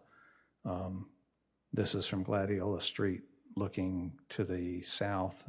This is spruce over here, so you can see we've got a small swing set, a small set of monkey bars, and then a couple of other swings. So there's not a lot in this park, in this neighborhood park. So something else that needs to be looked at moving forward is y'all consider playgrounds. And then this is Taylor Park, and this is the piece of equipment that was recently installed in the last couple of months, so that you'd see that piece on Taylor Park. So that's, again, I will send you these out in an email. I just got these put together this afternoon. This is very preliminary, but so y'all can make comments moving forward. If you have any comments now, happy to take that input. Moving forward, we still have another month. I'm going to try and clean this up a little bit and make it a little more polished before we get there. So the agenda item, thank you for all that, because that was going to be some of my questions, is doing an inventory of all our parks and then maybe coming up with an overall master plan. I noticed from it's like a July of 2022 town council meeting, there was actually a facilities inventory of all the parks, which was nice, but then it listed all the amenities that each of them had, and it put the check mark in that, and I think that that's a good start. That probably needs to be updated, because as you went through, we have a lot of parks. you know, I think the overall question is, what's the master plan for the overall parks, let alone the individual parks? So specifically for the agenda item you had was for, I thought, Lake June Park. So a couple things I'd like to see in talking to people is, I'd like to see a fishing pier. You know, if we're talking about the long-term master plan, you know, for that park is located on a premier lake, and I don't know that, I would be interested in the total frontage that we have. But it's beautiful, and I mean, I personally don't want to make that whole park a sports complex, because sports complex can be in dry land. Taking advantage of water is boating, beaching, swimming, and, you know, introducing that to the public. So I'd like to see a fishing pier like over at Bishop Park, where people can, versus, you know, and I call it kind of like a temporary dock there that you bounce around on, but I'd like to see a fishing pier. I would like to see the road connect from Jackson, you know, if you want to put up the schematic or that, but from Jackson Road over to Tangerine, I think that you can get a lot more people parking over on that side. I'd like to see a splash pad and some better playground equipment. Interesting is somebody sent me plans that was recently done in Ohio town of a absolute knockdown gorgeous splash pad playground equipment that was funded by Blue Cross Blue Shield. So there are a lot of corporations and individuals that I think we could pursue grant funding for on playground and splash pads. I'd like to see the beach widen down there, and the question I have is to the left side of the beach, and I haven't been able to find who has the answer to this. There are some some pilings sticking up. Was that from an old dock? Is that our property? Is that the Orange Groves property? Because if it's us, Harry's not here. It could be widened, the beach could be widened. I mean, TDC came forward, Kevin, you and I talked, and they recommended anybody want to put in a water splash pad, and it was pretty cool to put in a water splash pad of equipment, have it opened up to the public, and boy, you have unlimited water supply for your splash pad without using the town's money. So, and then I'd like to see overall the parking lot, not just on the side that you want to put pickleball courts, but the other side. Because where the Miracle League parks over there, that is so rutted and so broken up that, I'd love to see a master plan of how we want that park to look in 5 years, 10 years, and then we can determine what's the appropriate funding. Not put something in now, and then next year want something else, and we've kind of designed it wrong. And the same would be for, I think, the Dow Hall. I'd also like to see us at some point, you know, how are we going to communicate a big ribbon ceremony or what to the public? I mean, we've just bought some prime property, and we've kind of quietly closed on it, and I think it's a big deal that we should be making people aware, and I like the idea of how you've redesigned it. I think that looks good. So those are kind of my first list of things that I'd like to see for a master plan specifically for Lake June Park, but broaden it to all the parks. And because some of the other parks is, you know, and again, people wanted a dog park. People wanted splash pads, the exercise circuit. And I think the thing that we need to realize is when soccer and baseball is taking place over at Lake June Park, and siblings attend the game, they don't watch their sibling play. They go over to the playground, and that's where they're, you know, having their activity or the splash pad. So that's why I think the basis of that sports complex is good, but also having the overflow for the playground and a splash pad for the siblings, because they don't watch, you know, their sibling. They want to go be independent. And I think and what you did over there at Taylor Park is great. I mean, the feedback we got during campaigning was very appreciative. You know, maybe some shade is what's really needed in a lot of the parks, because then the playground equipment is not getting used in this hot summertime. Just real quick, if I may, so you'll see just kind of a blow up when you talk about the Miracle League. This is the parking area for the Miracle League on the west side of that park that was originally planned. And then parking down for the kind of the football field and on the south end between that Jackson Road where that road would connect. So neither of those have been funded yet. That's still, I think it still needs to be incorporated back into. This was just the original when I found this. Dennis had seen it. I had not seen it. Dennis had found it. He said, yeah, it's in there. And so we went looking for it. It's in the scans. So not having the history on all of this from the original plans helps as you come back and see where they were originally coming to. So just real quick on that one. So you've got, well, where did it go? You had 243 feet 200, on the frontage. yeah, that's, I'm looking to see where that went. There it is. So 273 feet total is your frontage along that right of way.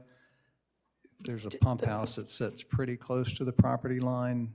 Just so you know, we could do a fishing pier. You're going to have to be, any docks have to go to DEP for permitting. It's got to be 25 feet away from this. So you could probably get pretty close, maybe a little closer to the beach, a fishing pier that would go off of this side out here. You might have some space in there. I don't think you have enough on this side of the, you don't have enough space close to the boat ramp.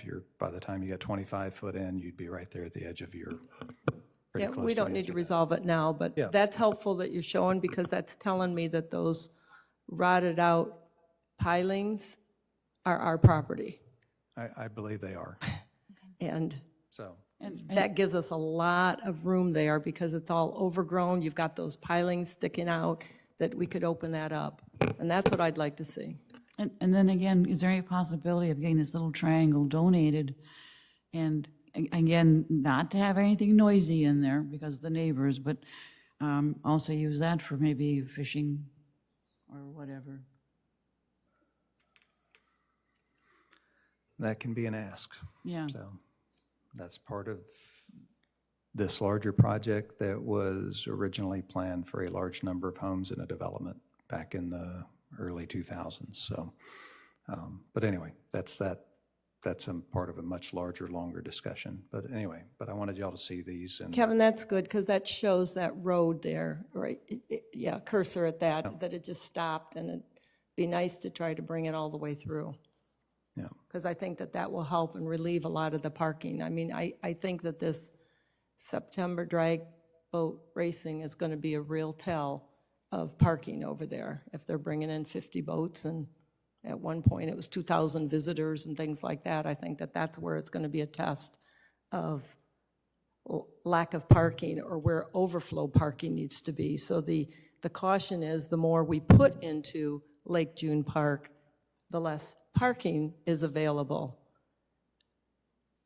Or you buy some more land. What is that, east? I get my, right there, yeah. yeah. Here. Because there is no overflow parking opportunity. So I think that keep an eye on that September 6th weekend for parking.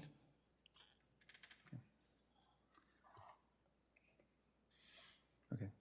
Any other comments? That was just for, If you could share with us at the next meeting, what you got from the place in Ohio that you said was so good. I'd be love to. And then also collaborating, I've been reading the paper now, I'm finally getting the paper.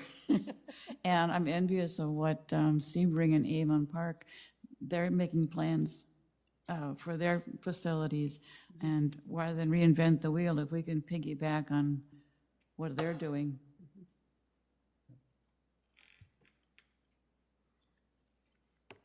Dennis? Okay, any comments from the public or staff? Okay, we'll go ahead and move on then to D4, which is, You're going to have the boats come in and all these people come in with children, and the concrete is exposed. All you need is one child to fall, and they're going to crack their head open. And the parking too. We need parking that's safe and not chuckles and all the in the roads. We need to address this all over town, but I mean, you're talking about the playgrounds right now. The playgrounds are not safe right now. And you've got the Caladium Festival coming, you've got the boats coming. What are you going to do to make those playgrounds a little more safe? Most of that equipment needs to be replaced, but you have to at least get mulch in there, and you have to have parking that's safe. You can't have people parked on the grass or in a parking lot that has chuck holes. Someone is going to fall. And you're aware of this. And I'm watching, you've known about this in 2006, and you haven't done anything about it. And how many years has passed? The playgrounds are dangerous. You have to at least put mulch, and you have to figure out what to do with the parking lots, because they have chuck holes and people are going to fall. And you got that whole Caladium, you have that whole area there, and there's a playground right there that's dangerous. And children that go to the Caladium Festival want to play in that playground. And it's dangerous. Anyway, that's all I have to say. Before you walk off, please, which playground by the Caladium Festival are you talking There's a about? playground, I don't know the name of it, as you walk from the Caladium Festival, and there's a fence all around it. Centennial. Dell Hill. Oh, that one's been removed. That playground's no longer there. I agree with you, it was dangerous, but it's been removed. Okay, so what's going to be in its place? Well, that was the drawing that we have that, for the And how plan long to is it add. going to take to replace the equipment? You have children that want it now. They don't want it 3, 4, 10, 15 years from now. Well, that's up to council. That's about $70,000 a playground. You're spending over $200,000 on pickleball courts. You need a playground that's safe. You need a parking lot that's safe. You need to do all these before you spend money on pickleball courts.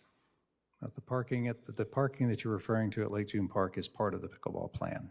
I understand, but it's still dangerous now. And that all needs to be done first.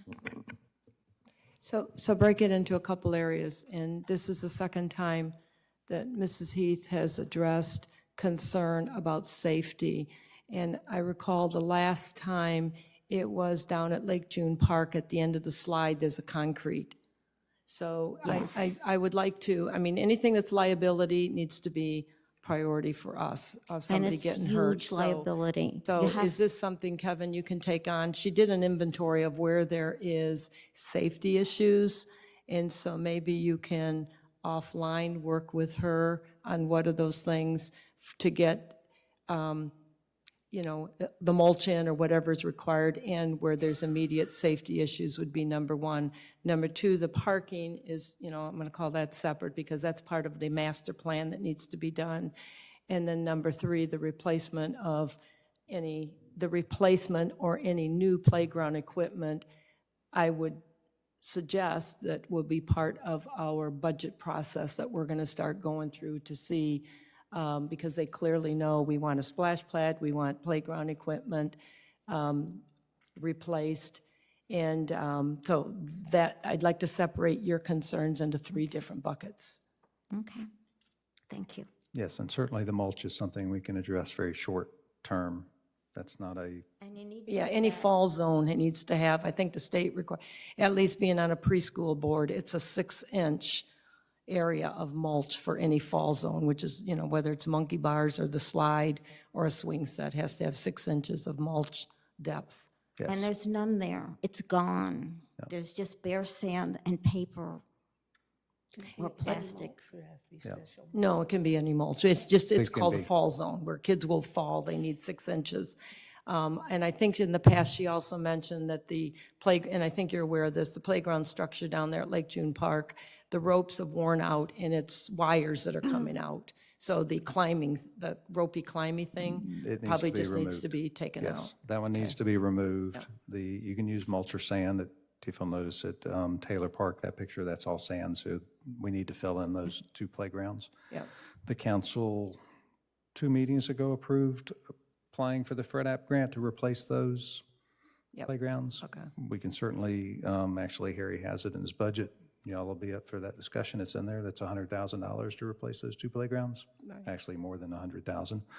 But he does have that in his capital budget. That'll be up for discussion as we start off the budget with $200,000 to do all of our increases and where you want to try and go with the rest of it.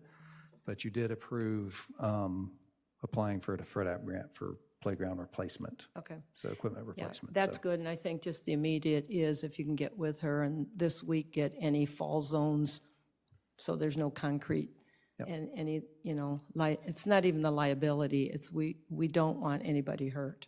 Absolutely. Thank you. Thank you. Thank you. Is there any other comments? We will be going through the budget process. We don't get a large turnout, but if you would like to come and when one of these issues, you're very interested in and have input, because we always do better when we have more ideas and input. So, okay. So we're moving on now to D. Thank you for all your update. And we need to refine all of this, and we're working on it. Okay, D, number 4, advisory board appointments. So we have 2 appointment boards left. So we have the LPA. And again, Gary Freeman, who's in the audience, has been the longest serving alternate board member. So we have 2 alternates currently on the LPA.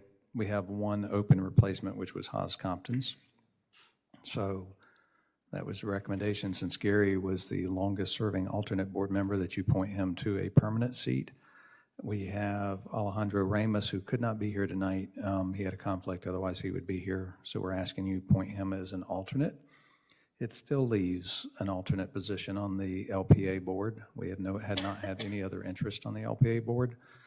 So if anybody else, we still have an alternate position open, but we'll start with that one if it's the board's pleasure to make those changes. Okay, so the motion would be to, if you follow that, what's the request? Appoint Gary Freeman from alternate board member to full board member, replacing Haas Compton's seat, and appoint as an alternate board member Alejandro Ramos. Alejandro. So that would be the motion, if you agree with that. I'll make that motion. I'll second. Is there any comment from the public? Hearing none, please poll the council. Councilmember Hayes, Yes. Councilmember Eberhardt, Yes. Councilmember Charles. Yes. Congratulations, Mr. Freeman. Thank you for being so faithful as an alternate. It's not an easy job to stand ready to fill in. And you have many times when they wouldn't have had a quorum, so thank you. The next one is the CRA. You've had only two applicants for that, Frank Hartzell and Ken LeBlanc, to be your additional 2 board members. So if it's your pleasure, then you could make that motion. I'll make a motion to appoint to the CRA board Frank Hartzell and Ken LeBlanc. I'll second it. Okay, is there any discussion with the council? Is there any discussion from the public? I see Mr. LeBlanc is here. Would you like to say anything? You have to come up to the podium. I'm sorry. Mr. Hartzell had family issues. He couldn't be here tonight.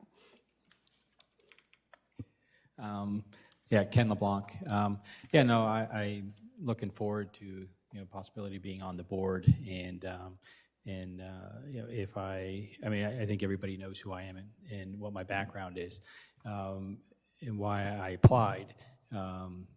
And then I just have a lot of questions that, if I am on the board, how do we get things done on the board? Because I think the board meets every 3 months and stuff like that. That doesn't need to necessarily be figured out here, but interested in how to move forward and, get more things done in the future for downtown and, in the whole CRA area. But if you have any questions, I'm more happy to answer. Any questions? Would it be appropriate to make a motion that they, would it be appropriate to make a motion they meet more often? I think that would be a separate issue, but I think it's a good point.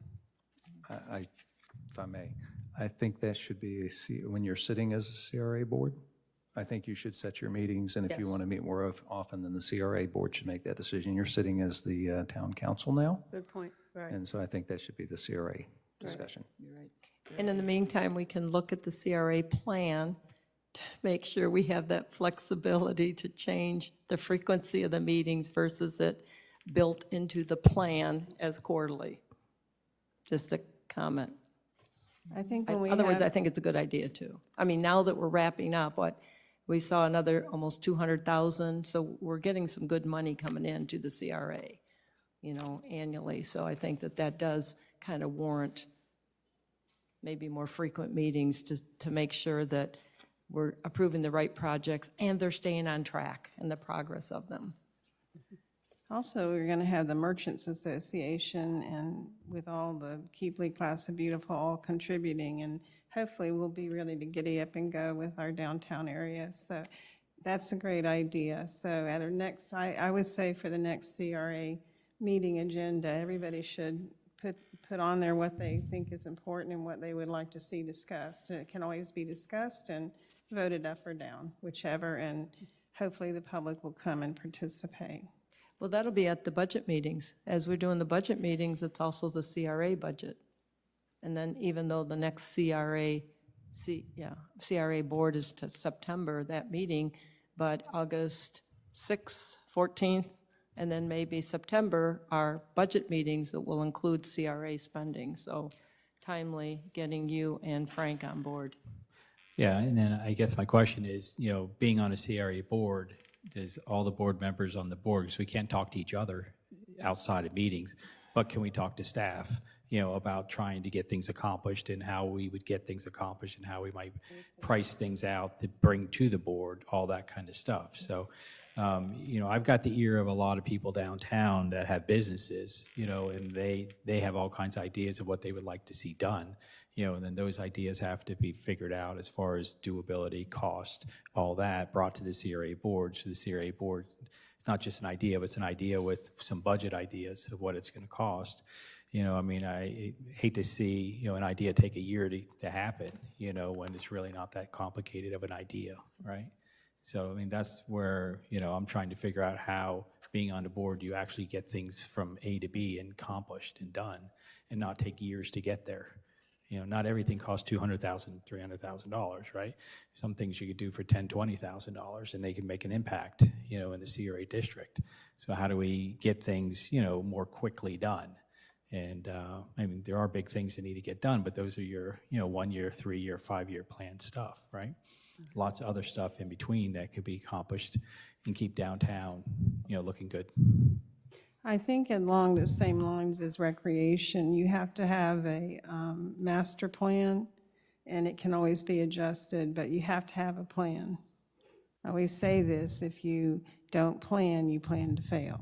So if we have a master plan and money's associated with those, then we can change it, or maybe we have, some left over, and then we can take a project. But I think all of this, the council is into planning and moving forward with all the projects we can possibly do. Okay, but the town staff is also available to help create, the plans that you would bring forward to the CRA? The town staff is available? Mr. Harris, Mr. LeBlanc's question was, is he, with the Sunshine Law, he's still allowed to talk with staff?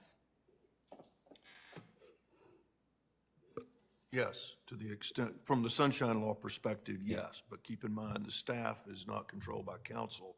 No, It is controlled yeah. by the mayor. You can work through with staff, but CRA board will make the decisions, and Yes. council makes decisions, right, in the end, yeah. As a member of the CRA board, you cannot direct staff, was my point. Cannot direct staff, To do things. Do things, to draw plans. okay, You have to do That's- that at the CRA meeting as a okay. group. You can too. ask them questions, you Yes. just can't ask them to do things. And you can't suggest something to them to tell another member of your board, because Yeah. that's using someone as a go-between. So Okay. those are the sunshine rules. Okay, but you can ask them questions, Sure. yeah. And when you're in the They're good at it. CRA board meeting, you can bring it up, and if the CRA board wants something done, that's totally different. But as a They can member, direct staff, you can't direct staff. yeah, that makes sense, okay. Just, if I may, yes. Couple of comments. The CRA board doesn't direct staff either, but, so the mayor directs staff, but the CRA board recommends projects. We are incorporating as part of we had been doing the 5-year plan separately from the budget, so it came in October and y'all approved the 5-year comprehensive plan, the improvement element, and Dana has been kind of leading that discussion, and we're bringing that forward and trying to make it part of the budget process, so you kind of incorporate those 5-year plans and you see where the funding has to kind of hit. We really haven't had a 5-year plan as such for the CRA, but you will see a long list of projects, infrastructure projects, primarily playgrounds and things like that as part of the CRA discussion, which will make sure that when that discussion is happening, that budget meeting, when we're doing the CRA portion, and I don't know, because I haven't gotten that part of it yet, what meeting we do that on, workshop? First, second, third, it may be a combination of first, second, and third, but we'll make sure the new members are invited for that input. So you'll see a much longer list than you have had in the past. Then the board prioritizes those as to what they want and where the funding goes, and then the staff works on those based on the priority of what you want done. So, but we take those, the council and member and the mayor are all part of the CRA, so, but we take our direction from the council and from the mayor. So, Okay. just to All right, kinda so the budget process. workshops are going to be important for the CRA going for the next year. I mean, what the CRA does for the next year, the budget workshop is going to, help determine what that will be. So the next meeting is 3 months from now, but before that is the budget workshop, and that's an important part to point to review the CRA's budget at that point. Okay. Yeah, I think September is the next, June, September, right? Next CRA board meeting is, Meeting, yes. Yeah, second Monday in September, but the September, budget so- meeting, which is CRA August. budget, is August 6th. August 14th is the second one, so those are key. Okay, so if I want to have any input in that, I come in not as part of the CRA board, but just as a citizen reviewing, what you guys are talking about and discussing it with you at the workshops. Got it. I thought that the CRA budget will be the CRA board members, which would include the two new as part of that discussion. So in the past, because the council was the CRA board, it was all done together. Now you have two other members. I don't know, Bert will double check, but I think it would be a separate CRA workshop budget workshop. But for it can be the CRA same board. night. It can be the same night, right? It'd be the same night. Yeah, You would we do the just same separate thing as it. you do. You open the regular CRA meeting, council meeting. So you would do the same. Totally agree with Eva. It's a separate meeting, Yes. certainly can be the same night, and I do withdraw that statement I made. Kevin is correct. Staff does not work for the CRA, period. The Sebring has their own CRA staff, Right. as I recall. But staff will be involved in CRA decisions to implement them, yeah, it's not a conflicting or right? just the process. Again, the mayor directs all the staff. It's a strong mayor, we work for the mayor. Obviously, the council approves projects and we implement them. It's not I don't Yeah, believe that makes there's ever been any divisiveness between that. It's not a pushback, it's just a process. So, and this may be a question, I think at the August 12th meeting, they've been appointed now tonight, so you're members, so it'll be at that meeting. So you won't be sitting as somebody independent on the Budget. hearing, on the budget hearings, you'll be sitting as members Yeah, at that hearing. I'll be out of town August 12th. Well, you don't need to be, August 12th, you don't need to worry But about, the because that's 12th a is a regular, that's a CRA. regular council meeting. For the Okay. budget meetings, you are now appointed CRA members, so you'll be part of that CRA process, not as a citizen, but as a Yeah. member. Okay, got it. Okay, all right. Yep. All right, thank you. Any more discussion from the council? Anybody from the public? Okay, we needed a motion and a second to appoint. You have it. You have it. Oh, we do? you Okay, called then it? poll the council, please. Councilmember Hayes, Yes. Councilmember Charles, Yes. Councilmember Eberhardt. Yes. Okay, the next on the agenda is D5, interlocal agreement with the county pedestrian crossing, North Main and Dow Hall. So we included in your packet the draft agreement. What we handed out is on the desk is the amended agreement from the county. The county had time to review it, and they made some modifications, although I did not, and quite honestly, pay much attention to where it was, the modifications came in. Maybe the council, I Mr. can Harris answer can that tell question us. if you'd like. You'll go to the top of the one in your screen, not the one on paper. It states North Main Avenue and Dow Hall Boulevard are county-maintained roads within the town of Lake Placid. The county attorney wanted that one deleted. There's a lot to the story if you'd like to hear it all. Clarify, you wanted what was in the package deleted, and it's being replaced with the paper that Kevin gave us? Yes. Okay. Which deletes the first whereas regarding who is maintaining the two roads. Gotcha. What do you recommend as town attorney?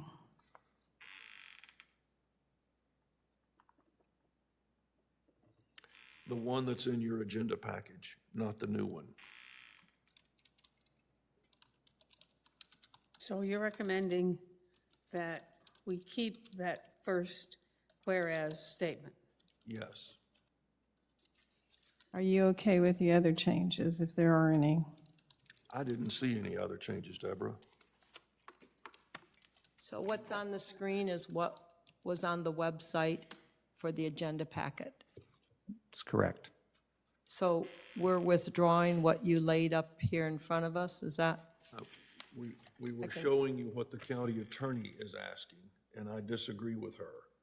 Okay, gotcha. So this, that the public doesn't have, is what the county attorney, that, nice to know, but I'm going to put you on the side, and we're going to look at and discuss what's in the packet. Perfect. Is it going to take a half hour to tell us why, What's different? that you've got my attention as to why the county attorney wants that different? There's a budgetary move in county staff. I don't know to the extent it's that the commissioners agree. There's a budgetary issue in the county staff. I do not know the extent to which the commissioners agree to push more road maintenance from the county to the town within our boundary. These two roads have been county-maintained roads, well, Main Street since God made the world, Dow Hall since Dow Hall was reconstructed by the county. There is another one that is being discussed, has been discussed, and that is North Tangerine. There were 3 or 4 interlocal agreements between the town and the county that we would get the right-of-way. We did. They would build the road. They did. It would be a county-maintained road, and we would deed it to the county. Every time I've sent the deed up, it comes back. So the staff is not really wanting to complete the agreement and accept it for maintenance. Because, and a lot of it stems from the gas tax, state indexed theirs, it didn't index local government. So there is it's getting tighter and tighter for all governments, local governments, to maintain roads. So one of the things they're trying to do is push more roads to the town within our jurisdiction. For example, West Interlake serves Placid Lakes. Catfish Creek serves Placid Lakes. In my opinion, that should remain a county collector road because that brings all of Placid Lakes through to 27. Stay in your microphone. So this is going to be a much more involved discussion. There has been discussion of involving the 3 communities with the county to try to sort that out. That has not happened yet. You're seeing this is one of the things around the edge of that discussion where there is a constant pressure to push roads to the town for maintenance. And I think that should be handled, as you say, in a master plan way for the other issues, in a global discussion rather than a road-by-road discussion, period. The reason I recommend against taking out the first whereas on the top just under witnesseth is because if a government begins maintaining a road, that is de facto accepting the road for maintenance. I do not want this funding agreement to be considered accepting a road for maintenance. There's been no agreement for us to take over these roads. Florida statutes, by the way, requires a written agreement, more or less an interlocal agreement between the 2 governments to transfer maintenance. So arguably, under that statute, it doesn't matter where this provision is in or out, but there is case law regarding accepting for maintenance by actual maintenance. You can do it 2 ways, by a resolution or vote, or actually maintaining the road. Okay, thank you. I agree with leaving it in, just as it is. Mr. Town Administrator, what would you like us to do? And is this going to hold up the project? Well, it has the possibility either way of holding up the project, but the county is trying to get the project in with some other work that they're doing on 29. It's questionable whether that can get done just because of their own internal workload and whether they're going to bid this out possibly to Excavation Point, since they already have a contract and an agreement with them that they could do this work under, or some other entity to bid it out. It gives them the flexibility in the interlocal agreement to do either one. We're just agreeing to pay for it in the interlocal agreement. So we need an interlocal agreement approved in order for them to move forward with the project, the pedestrian crossing at Dow Hall and Main Street. So if you approve this and the county disagrees with it or won't approve it, then that's a question for the county, and then we'll see where we go from there. So I'm fine with approving it the way it was presented, and we'll see which way it goes. If we approve this, are we approving the plan as it was submitted with this? Yes. Yes. And it's a county plan designed by, they have to stamp it. It's their road, it's their design. They have to stamp it and certify it to the standards. We're not designing that or taking on that liability or responsibility on their road. So it's going to be their plan regardless. Okay. They have worked with us in the placement of it, met with some of the owners and done the surveying. And so it's been a cooperative effort. It's not been a one-sided, it's a cooperative effort, but it is their design. They're meeting the standards, they're stamping the plans. Okay. Do you need a motion to that effect? I'll need a motion to approve the interlocal agreement at this. As presented in the agenda presented. package. As presented in the agenda pack. I would make a motion to approve the interlocal agreement between Highlands County, Florida and the town of Lake Placid, Florida for North Main and Dow Hall improvements as presented in the package. Second. Okay, hearing no more discussion from the council, does the public have anything to say? I'll just make a comment. It's been a long time coming. Thank goodness we're moving forward. Okay, Eva, please poll the council. Councilmember Hayes? Yes. Councilmember Eberhardt? Yes. Councilmember Charles? Yes. Okay, the next item is just for information for the council. If you have any questions about that, I'll be happy to answer it. It's a letter that I sent to Holiday Inn about the frontage road and are having access to it. So if you have any questions, I'll be happy to discuss it. Otherwise, we'll move on. Could you just clarify where that is? It's like behind, it's between the Holiday Inn and, oh, this is going to be helpful. Thank you. Yeah. I lived So there, it's- it was confusing. So, yeah, so, I mean, it's between the Holiday Inn, I think, and the racetrack, right? Yes, so Okay. racetrack in front, Holiday in the back. What's But when you outlined, say frontage road, what do we, it's a frontage road to the Holiday Inn. It's a backage road to racetrack. and we This- own that blue area right now? We own this blue currently. There are agreements in place, if you notice, this blue line that goes all the way out to 27, that line is done, so they own the property, so they can have their sign on 27. But that's our, so they have their sign on our property? No, they have their sign on their property. Notice what's highlighted in blue now and how it runs. So this is our property. Oh, We gotcha, have, okay. yeah, so we have, there's a easement agreement that's written that allows us access across this, but it's written that it only allows the Holiday Inn traffic and the racetrack traffic to cross that easement. That's not the intent. Historical intent for the town of Lake Placid is to have that as a frontage road and accesses properties so that you're kind of, if you're looking a little bit further out on this load that comes out to Alderman, this would connect. And as they developed these properties, they would also have a frontage or backage road that makes that connection. So we required it of other people in town. You know of several examples of that. So they also have, as part of their agreement, they had an agreement to put the dumpster in this location, which prohibits us from further expanding this property. This property owner wants to expand or sell part of his property. And so we need to modify those agreements in order to be able to access that and continue that frontage road. So it's just to make you aware that I sent the letter, we'll move forward and see where we go with modifying those agreements. So, but that was the intent of when that road was put in, but that was not quite the way the agreements were. The property's been sold on the Holiday Inn, so the person that was originally part of these agreements is not the same person we're dealing with today. Have you talked to them? Do you expect any pushback? I have not talked to them.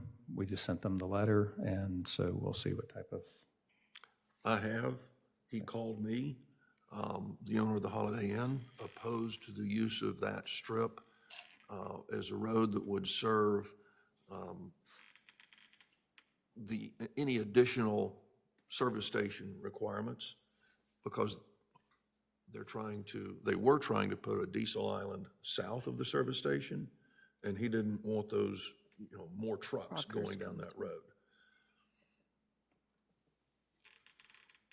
The developer tells us they can put the diesel islands within the existing lot, which would resolve their issue, but not our issue, because we'd like to use it for frontage/backage further south. Is there any discussion from the public? So basically, this is just a heads up on what you're doing. so. Okay, so that brings us to the end of what we have on the agenda. Second page. We still got, Oh, I'm sorry, I didn't see that at the top. Number 7, wastewater treatment plant documents and change order authorization. That is important. yes. So during construction, sometimes change orders have to happen fairly quickly, and typically that falls to the mayor to sign. I've already talked to the mayor about this. The mayor says, we're going to rely on your recommendation. He doesn't have any issue with me. I'm asking the council with authorization to approve change orders. If we have to wait for the monthly meeting, it's going to delay the project. We're going to run into problems. So I'm asking for authority to sign change orders. I would obviously bring those back to you at the next meeting so you know what they are, or notify you them as they're happening. But matter of fact, we already have, we will be bringing forward a deductive change order out of the contract that was signed and approved. We have gotten the contractor to approve some owner direct purchases, and so we're working through those. It will save the town about $190,000 in sales taxes. So, but that wasn't part of the original contract. So we're doing that, and that deductive change order will come right now to the mayor to sign. So it's not written yet, but I'm asking authorization to do that if the council so chooses. Is there a dollar limit that we're placing on this? Right now, we have $1.7 million in contingency funds. If you want to set a dollar value, something less than that, I don't have an objection. You may have, I really don't have a scope on, I can't imagine a change order that I'm going to be approving is going to be more than a couple $100,000, but there is that possibility, so. It's a hard one, right? Because I don't want to stop the progress, but I feel spending money is, especially we're talking 100,000 or whatever, I mean, I was thinking something a lot lower, is a council responsibility. Just my initial reaction of, you know, and I get it that a change order comes up, but I would think of something for the magnitude that it wouldn't be, okay, now we need to get a decision now versus it couldn't wait for a town meeting. So I'd like to hear what others, you know, think also. You know, I don't want to stop, you know, progress, but at the same time, change orders, that's, you know, we've already heard from somebody that, you know, that's how a lot of, you know, they come in a low cost and they start doing change orders and it just keeps going higher and higher. So I'm not supportive of blanket change order versus putting some type of a dollar amount on it, and then probably at each town council meeting, maybe an update of what are the change orders were proven. And I also don't want to circumvent the Regional Utility Council in a lot of that information and their recommendations. Would it be commonplace that the Regional Utilities Council would evaluate every change order? That seems like it would just drag out the process. We'd never get this thing built. Joy, I mean, I can only tell you, I built a $22 million water plant in the town of Clewiston, and I had sole authority, but that's City of Clewiston. City of Clewiston, depending on the project, the director of the project had authority. When I was on county, it was the county was doing those projects, and that staff had that authority. They're in that day to day. If you don't approve it and we need to have it, then the mayor will be calling special meetings, because some of these change orders have to happen immediately. Right, that's what I'm thinking. They're not next day, next week. These are immediate items, and we lost Mr. Conley so calmly, unfortunately, but he should be able to verify that in that construction process, when you're in a construction process and you have something that you come across, it may be as simple as there's this pipe in the ground, and yes, it involves a change order to remove that pipe and do something, and that decision has to be made now or the project stops. And in those cases, those projects are going to add days to the project. So I'm comfortable with a dollar limit, but it needs to be a large enough dollar limit that we can accomplish those change orders. Otherwise, we're going to be holding the possibility of a number of special meetings. Yeah, and I mean, again, I know small amounts and things like that, so. Well, I would like to go with a dollar limit also, so somebody won't be second guessing you. I mean, maybe. I will say my second guessing is going to be tied up with another civil engineer that works for the town of Lake Placid, and the design engineer for the project. So there's going to be multiple looks and eyes on that before anything gets approved. It's not just going to be me making a decision. It's going to be a team of people making a decision. So do you have an idea what a dollar limit you'd like to put on there? My first reaction is in the 100,000. 100,000? You know, it's not that we have 1.7, so we could spend up to that. I mean, we're closing in close on the amount of the, you know, we don't have, I think Joy had mentioned maybe $500,000 of contingency left, something like that. But I mean, again, Joy, you've been closer in construction projects and others. I don't want to stop the project, and I just want to say that again, and nor do I want to get involved in $10,000, we need to move this pipe and we need to do that. So it's what is the right balance of amount that, I mean, and that's why 100,000 sounds pretty But do you significant feel amount. comfortable? we're comfortable with. I'm very comfortable with $100,000. If there's more than that, then I have no problem. And if we need to call a special meeting, then if we have that or even, so as long as we do a single item up to 100,000, I think that's going to be a very unusual circumstance. So I could then make a motion to authorize the town administrator / utilities director, Kevin McCarthy, to sign all contract-related documentation, including change orders not to exceed $100,000 each, related to the construction of the wastewater treatment plant. Second. Okay, does the public have any comments? Hearing none, even please poll the council. Councilmember Hayes, Yes. Councilmember Eberhardt, Yes. Councilmember Charles. Yes. And then my ask, so this is fine, but my ask would be, and maybe Kevin, this is just overall on the project dollars, is it, it's almost like then the reporting of all of these change orders that have been signed, even if it's an informational, in the last month, there have been 10 change orders for this amount that have been signed, so that we can use that as the project tracking dollars. Is that Yeah, an you'll know- unreasonable request? Yes, you'll know it. You'll know at every council meeting, and you will also know prior to that, particularly if any substantial change orders prior to that, because I'll send out an email and notice, and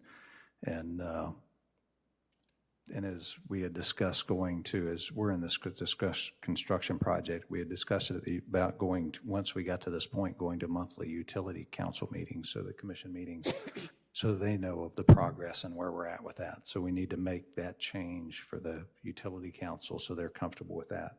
So they're aware of what's going on and where we're at in the project. And I haven't even gotten started to the project, but if the council so chooses, we should do a groundbreaking ceremony for that, but that's up to council decision. If you want me to kind of plan one of those, we would do a groundbreaking for this project. Okay, and then that way the public's aware of the dollar amount spent and any additional add-ons if it starts at the utility council and then comes forward to the town council meeting. Thank you.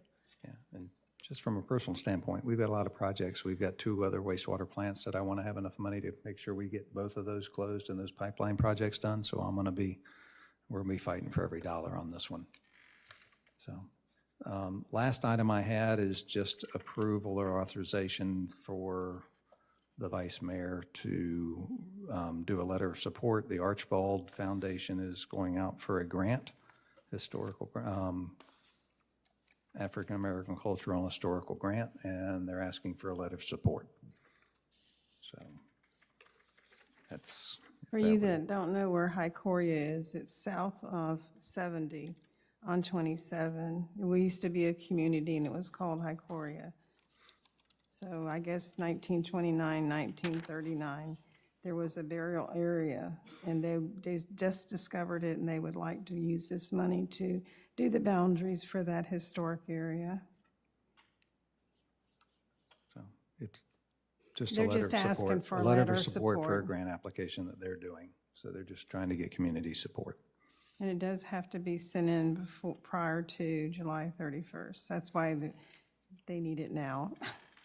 Do you need a motion to that effect, or just a consensus?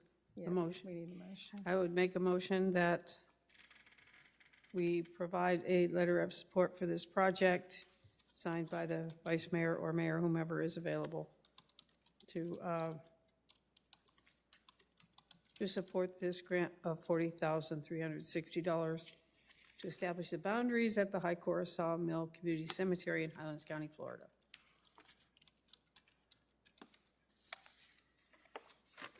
Okay. Do I hear a second? Second. Okay. Anybody from the, Yeah, I have a question to the town attorney. So this wasn't part of the packet, but it's being, and I thought that anything that was going to be approved, and maybe a motion to support is different, but it has to be part of the town packet so that the public is aware of it. It is best practice, but it is not required. You can add to or not you can actually go through a formal vote to add it to the agenda. But quite frankly, if you don't want it on the agenda, just vote no or make a motion to table until the next time. No, yeah, I just wanted direction to make sure that everything that we are voting on, call it, is legal, because in this case, it was not part of the packet for the public to see or comment on. The last time I read the Attorney General's opinion on that, it was you can add things to the agenda. It is best practice not to do that, but you can. Okay. So that's a council So decision. your advice is it's good for us to go ahead and make this motion, approve it, and vote on it. You have the discretion to do that, yes. Thank you. I think one of the determining factors is it's just a letter of support. They're not asking for money, they're not asking for anything, but just a letter of support that they could possibly get this grant. I guess, to me, that's a determining factor. In fact, I almost could have put it under citizens not on the agenda, and they could have come up, and we could have done it that way. I kind of like this idea better, but it's up to you all how you want to handle it. And the fact that this support needs to be in there before July 31st, we will not have another meeting. Correct, before and the- that's what before the kind of, deadline, that so. was what pulled me in, because it's too late for our next meeting, so. Any comments from the public? I'm not sure if I asked. Okay, Eva, please poll the council. Councilmember Hayes, Yes. Councilmember Eberhardt, Yes. Councilmember Charles. Yes. Okay, and the last, sorry. I sent the council an email this morning, earlier, maybe this afternoon, about the 255, the North Main Street property, and our offer on that of, hope everybody saw that. If I did anybody's not see missing. that. You did not see that? Okay, I apologize for that. It doesn't mean it's not there, Kevin. I just didn't see it. Well, you authorized continued negotiation on the Main Street property, and as evidence, I'll just hold up this map that we presented at the last meeting for the public,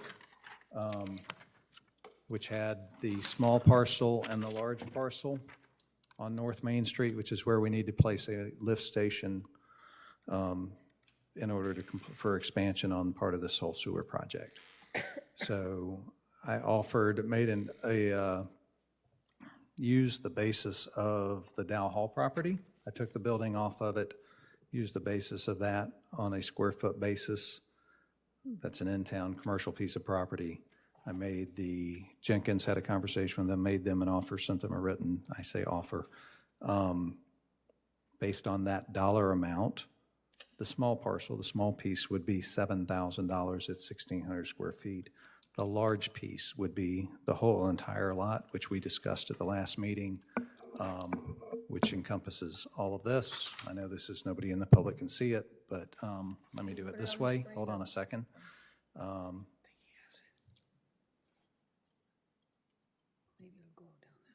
Let me get to the right place.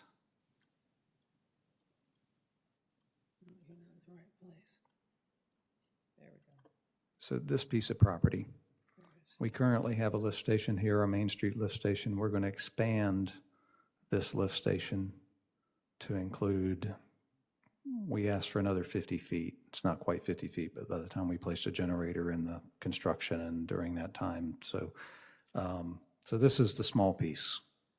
It's 21 foot on this end, 32 feet on this end, 50 feet long. That was an offer of $7,000 that I made to the Jensen's based on the square foot basis that we paid for Dow Hall, as opposed to our previous offer, which was the square foot basis that we paid for citrus land to purchase from the Smokes. So they are not interested in selling the small piece, but they would be interested for the work that goes through in the contract and the pricing and what they have to report as capital gains on their thing. They would be interested in selling this large piece, less what they're using for this parking lot. So it would include this whole entire piece, which is, if you will remember, I talked about we could use either drainage retention, you could use it as parking area, additional parking lot, you could use it as an open space park. It depends on whatever the council chooses to do with this piece of property. That value of that property on a square foot basis valued at the same place we played for the property on Dow Hall would be a $71,281.92 contract for that. They are interested and would accept that as an offer to sell the entire piece, which I would certainly support. The only caveat on this is that when we do that project, that we don't charge them the development fees to pay for their sewer hookup. So, which is another value of a couple $1,000s, which I would also support. So I'm not asking for the council decision, I'm just asking for a consensus of whether you generally agree with that amount and process. It avoids condemnation, which is going to be very expensive. We're going to pay a lawyer. So it gives us a piece of property that we have use for. It gives us more than the utility necessarily needs, but the town, I think it's a good piece of property for the town to acquire. And it's based on a kind of an arm's length contract that we've already done. So I just kind of wanted to have some input from the council before pursuing that and bringing a contract back to the August meeting, which I would bring a contract back for approval at the August meeting if you are kind of inclined to have me move forward with this. So the Dale Hall property included a building, though? I took the value of the building out. Okay. So that the value of the property is about $160,000 when you take the building out of it. And that's the square foot basis, so it's a equivalent, it's just for blank property. Then how much land is here in total? Is it like a third of an acre, half an acre? What are we? And in the past, we've done 60,000 an acre, I think, is the smoke valuation. So clarify for me again, So the what smoke, value per acre this would be at the right, 73? smoke value per acre is based on the citrus land that we're buying. And so that was part of the Jensen's letter that I think y'all received, that doesn't necessarily equate to what's in-town commercial property. That's an ag But this basis. is also a very small piece that's probably not very buildable either. It's a small piece. It is difficult to build on, Yep. but you can. It's 83 by 300 and Not You know, after the parking lot, right? it runs, right, but 'Cause currently, He's yes. keeping that. He's that keeping parking that. Oh, lot. for us to build on. Right. Other than something as a parking lot, you're not going to put a building on here. right, You and- certainly could put, Nor is he. nor is he. He could expand his building onto this property because he can build commercial lot line to lot line at 83 by 100. He could put a decent sized building on this. So it is a buildable piece of property. So I can't make the argument that it's not a buildable piece of property. It just would be more difficult to build on. So that value per acre is $211,000 per acre. It's based on the equivalent, 211,000 an acre, is that what you Yes. just said? yes. 211, okay. And I don't want Ken's here, but I'd put him on the spot anyway. He offered if we were interested, and I just told him at this point I wasn't, but he offered this lot for $260,000. So, which I believe is what he paid for it. So if you look at the lot. So I think that we're not talking about something that's unreasonable as a, So our options. Because according so to you- this, you've- yes, this Have is- you talked to him about the amount? You said you have, and he's acceptable to selling that acceptable for to the that. $71,000. So yes, that lot, if you look at this, it is $260,000. So it's a reasonable price for what we're looking at buying. There's a reasonable comparison to that. And we primarily need it for the lift station expansion. We don't have another option We don't have. That's what another I'm saying. option, yeah. for the lift station expansion. So And Mr. Harris, what would your best estimate of condemnation costs be and the timing of that type of process?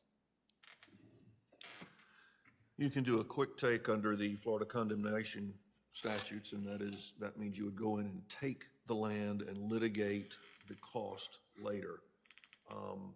So the timing is your discretion. The cost could easily be more than that, could come in less. It's hard to estimate. It depends on how much he fights. If we go in with a high offer on a per acre basis or per parcel basis, that reduces the odds of getting stuck with high attorney fees from the other side. So I endorse the proposal that Kevin is bringing. Okay. And then Kevin, where would the funding come from? It comes out of our utility reserves. Some of it could come out of the grant because it's needed for the grant?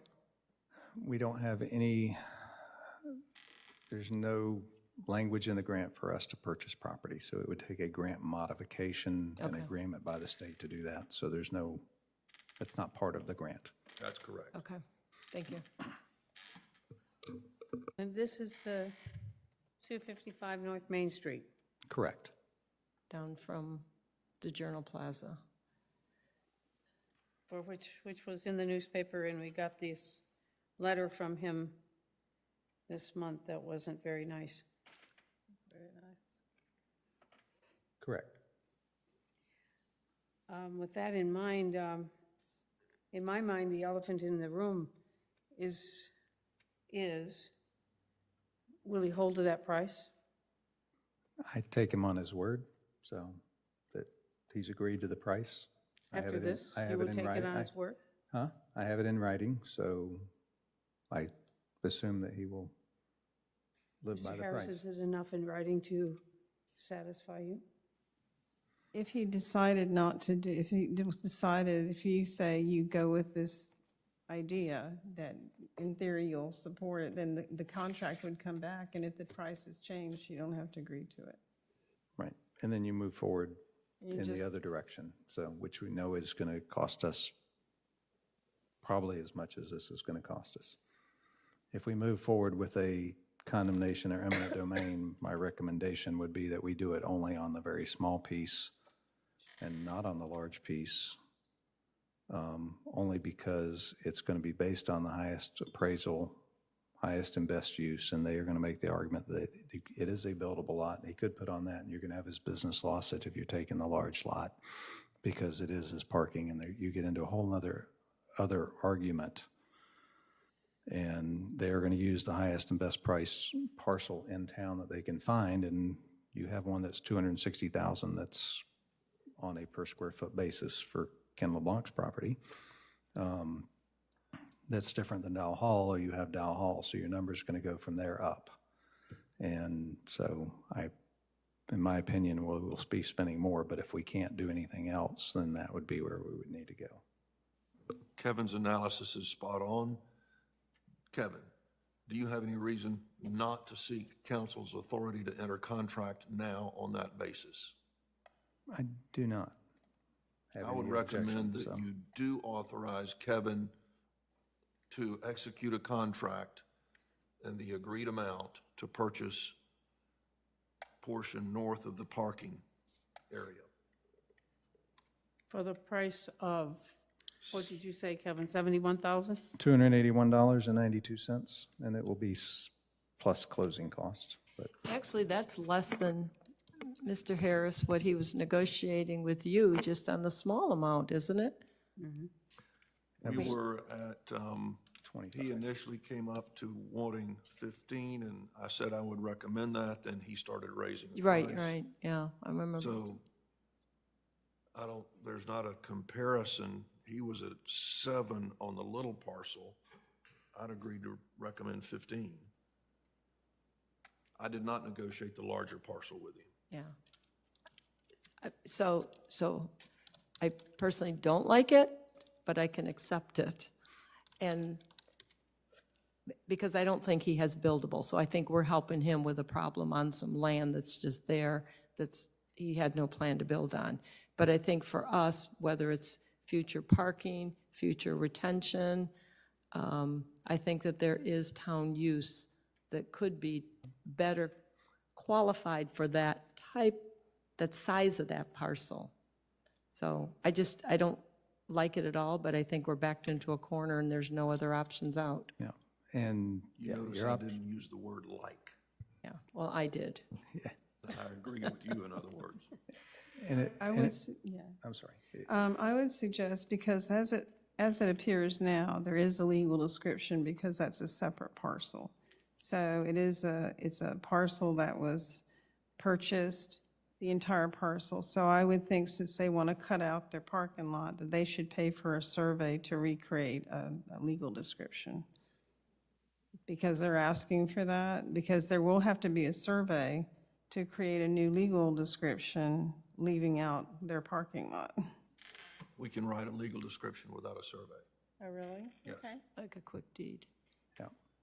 Just the 50 feet or whatever of the, okay. Just the entire parcel less the southern X feet. Kevin can do a measurement based on that, and I can help him with the legal description and we get it done. And your value excluded the parking lot, your square footage? Yes, we took out his parking lot because that would, eminent domain proceedings are difficult. I've been involved in them. They get to be very expensive. If we didn't have any other options, which is kind of where we were heading, that's why we asked for authorization from the council. We had to make sure the council was willing to say, you know, this is going to get expensive, but this is where we have to go. This is a much better option for all parties. It's amicable. We can close by September 1st or something in that neighborhood. Assuming we bring you a contract in August, then it's approved and we can move forward, and then we can move forward on bidding the project and doing the other stuff. And I misspoke. I said for Kevin to negotiate and sign, the vice mayor should sign. I apologize. Yes, vice mayor would sign, but that contract is, I'm asking for consensus that we move forward and we'd be in the contract back in August. This is going to be our least cost option, and it's going to give us a usable piece, for our use, for the town benefit. It gives you a piece of property that makes sense for a couple of different reasons. Totally agree. Okay, so council, do you agree with the authorization for him to move forward with a contract to be brought back in August for approval? Do you agree? Just a nod. You nod? Want a motion to that effect? No, Need a no motion. motion. It's not All right, I don't and I need a agree. motion, so. What? It's just I don't think I need a motion to negotiate, to bring back a contract for approval. I was suggesting a Oh. motion to sign the contract and get on with it, rather than bring it back. Oh, well, that's council decision. If you wanted to, We've discussed oh, price, we've discussed the I land would and before the specifics. price goes up. I think so. okay. That's, Let's, I try and avoid the bringing in, there will be times that I ask you to bring stuff not on the agenda that has to do with dollar values, and this has a dollar value, so I was trying to avoid bringing that. If you approve that, then we will negotiate a contract, authorize the vice mayor to sign, and we'll close as soon as we can do it all electronically, and we can do that fairly quickly. To enter the contract Then I would, and close the contract. then I will need that motion. So I'm going to make a motion to enter a contract with Malachi Malachi. 310 LLC to purchase this aforementioned parcel of property minus the parking lot that they wish to retain for a total of $71,000, et cetera. $281.92. $71,281.92, plus closing costs? Plus closing costs. Plus closing costs, and allow the mayor or the vice mayor the authorization to sign said contract And close. and close. Sign and close on that contract. Yep, second. Does anybody have anything to say from the public? Okay, thank you. My name is Josephine Comley, 607 Sunset Point Drive. I just have two questions on possible information for any updates. The first one will be the new police building bidding schedule. Do we have any update on that, on the bidding? Last I knew, it was going out for bid. Excuse me, can we finish this one and then we'll go to that? Because we have a motion and a second on. I thought you were Yeah. asking. Well, no, No, don't we have leave, to- don't we have leave. to vote on this Don't go first. anywhere. Okay, Eva, please poll the council. Councilmember Hayes, Yes. Councilmember Eberhardt, Yes. Councilmember Charles. Councilmember Charles. Yes, to avoid litigation costs, to basically take the property, so. Okay, please continue. Okay. So my question is on the new police building bidding schedule. Do we have any updates on that? Is that out there, the bidding? No, we do not have a bid schedule yet, still in design, and we're working through Southwest Florida water management permit issues Okay. and concurrency. And we're also applying for a USDA grant or a loan grant combination. And so we're working through that process. So we're not ready to bid, and won't be for several months yet. Okay. Then my next question, I'll make it easy for you.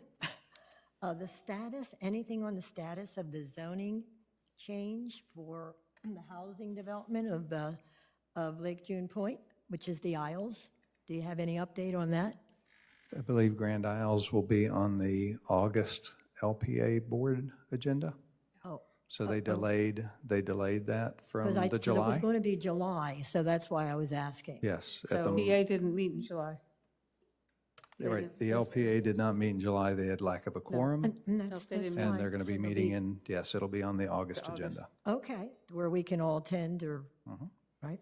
Well, thank you very much. Thank you. Eva, does that mean any communications you have to do? Because those dates were put out for the LPA and then the town council for that Grand Isles, but so is there something you My have to do? understanding, Dana usually takes care of it, and Okay, anyway, I believe that Green Isles had to re-advertise. That That's was what up to them. that's what So I'm they thinking. had Okay. re-advertised, they're the supposed to new get. dates and everything, The so new it'll be dates and the August everything, they- LPA and the, We did put all the signs up with the new dates on the property, so the new dates are on those posters. So yes, it'll be advertised. Anything else to come before the council? Originally, we had thought, we hoped we could have the owner of the tower at this meeting in July. He was like, we skipped 1 month. He had a family thing. And then I'm just wondering if there's an update on that. I know they've been over there with a huge crane, and I think, based on what I read in the paper, they've taken down all the electronics from the top. And it looked like to me that they may have started some demolition on the bottom of it, but maybe that's just, maybe I've just looked at it differently and it just has fallen into more disrepair. So I'm not really positive what that was. He was going to have it painted once they got everything off of it. And I did talk to him, but he just said that they were near getting done taking everything off, and then he wanted to have it painted before he really opened it back up and brought anybody up there. Okay, oh, it was my understanding he was going to come to the town council meeting. That he had a birth in the family last month, and so he couldn't make it, and he put it off to this month. Yeah, Well, we and can maybe- ask him to come next month. Yeah, I think, I thought he had said 60 days, which I thought was the August meeting, and maybe my dates are off. Maybe my dates are off. Because I thought he was at the June meeting, and then he would be back at the August meeting. Okay. But I have a voicemail from him, but I haven't talked to him, so, but that was my thought on the date times. Okay, So, but I'm probably off a month. okay, so if we can have it on the next agenda, would that be all right? We'll work on it for the August agenda. Okay, anything else? Any comments?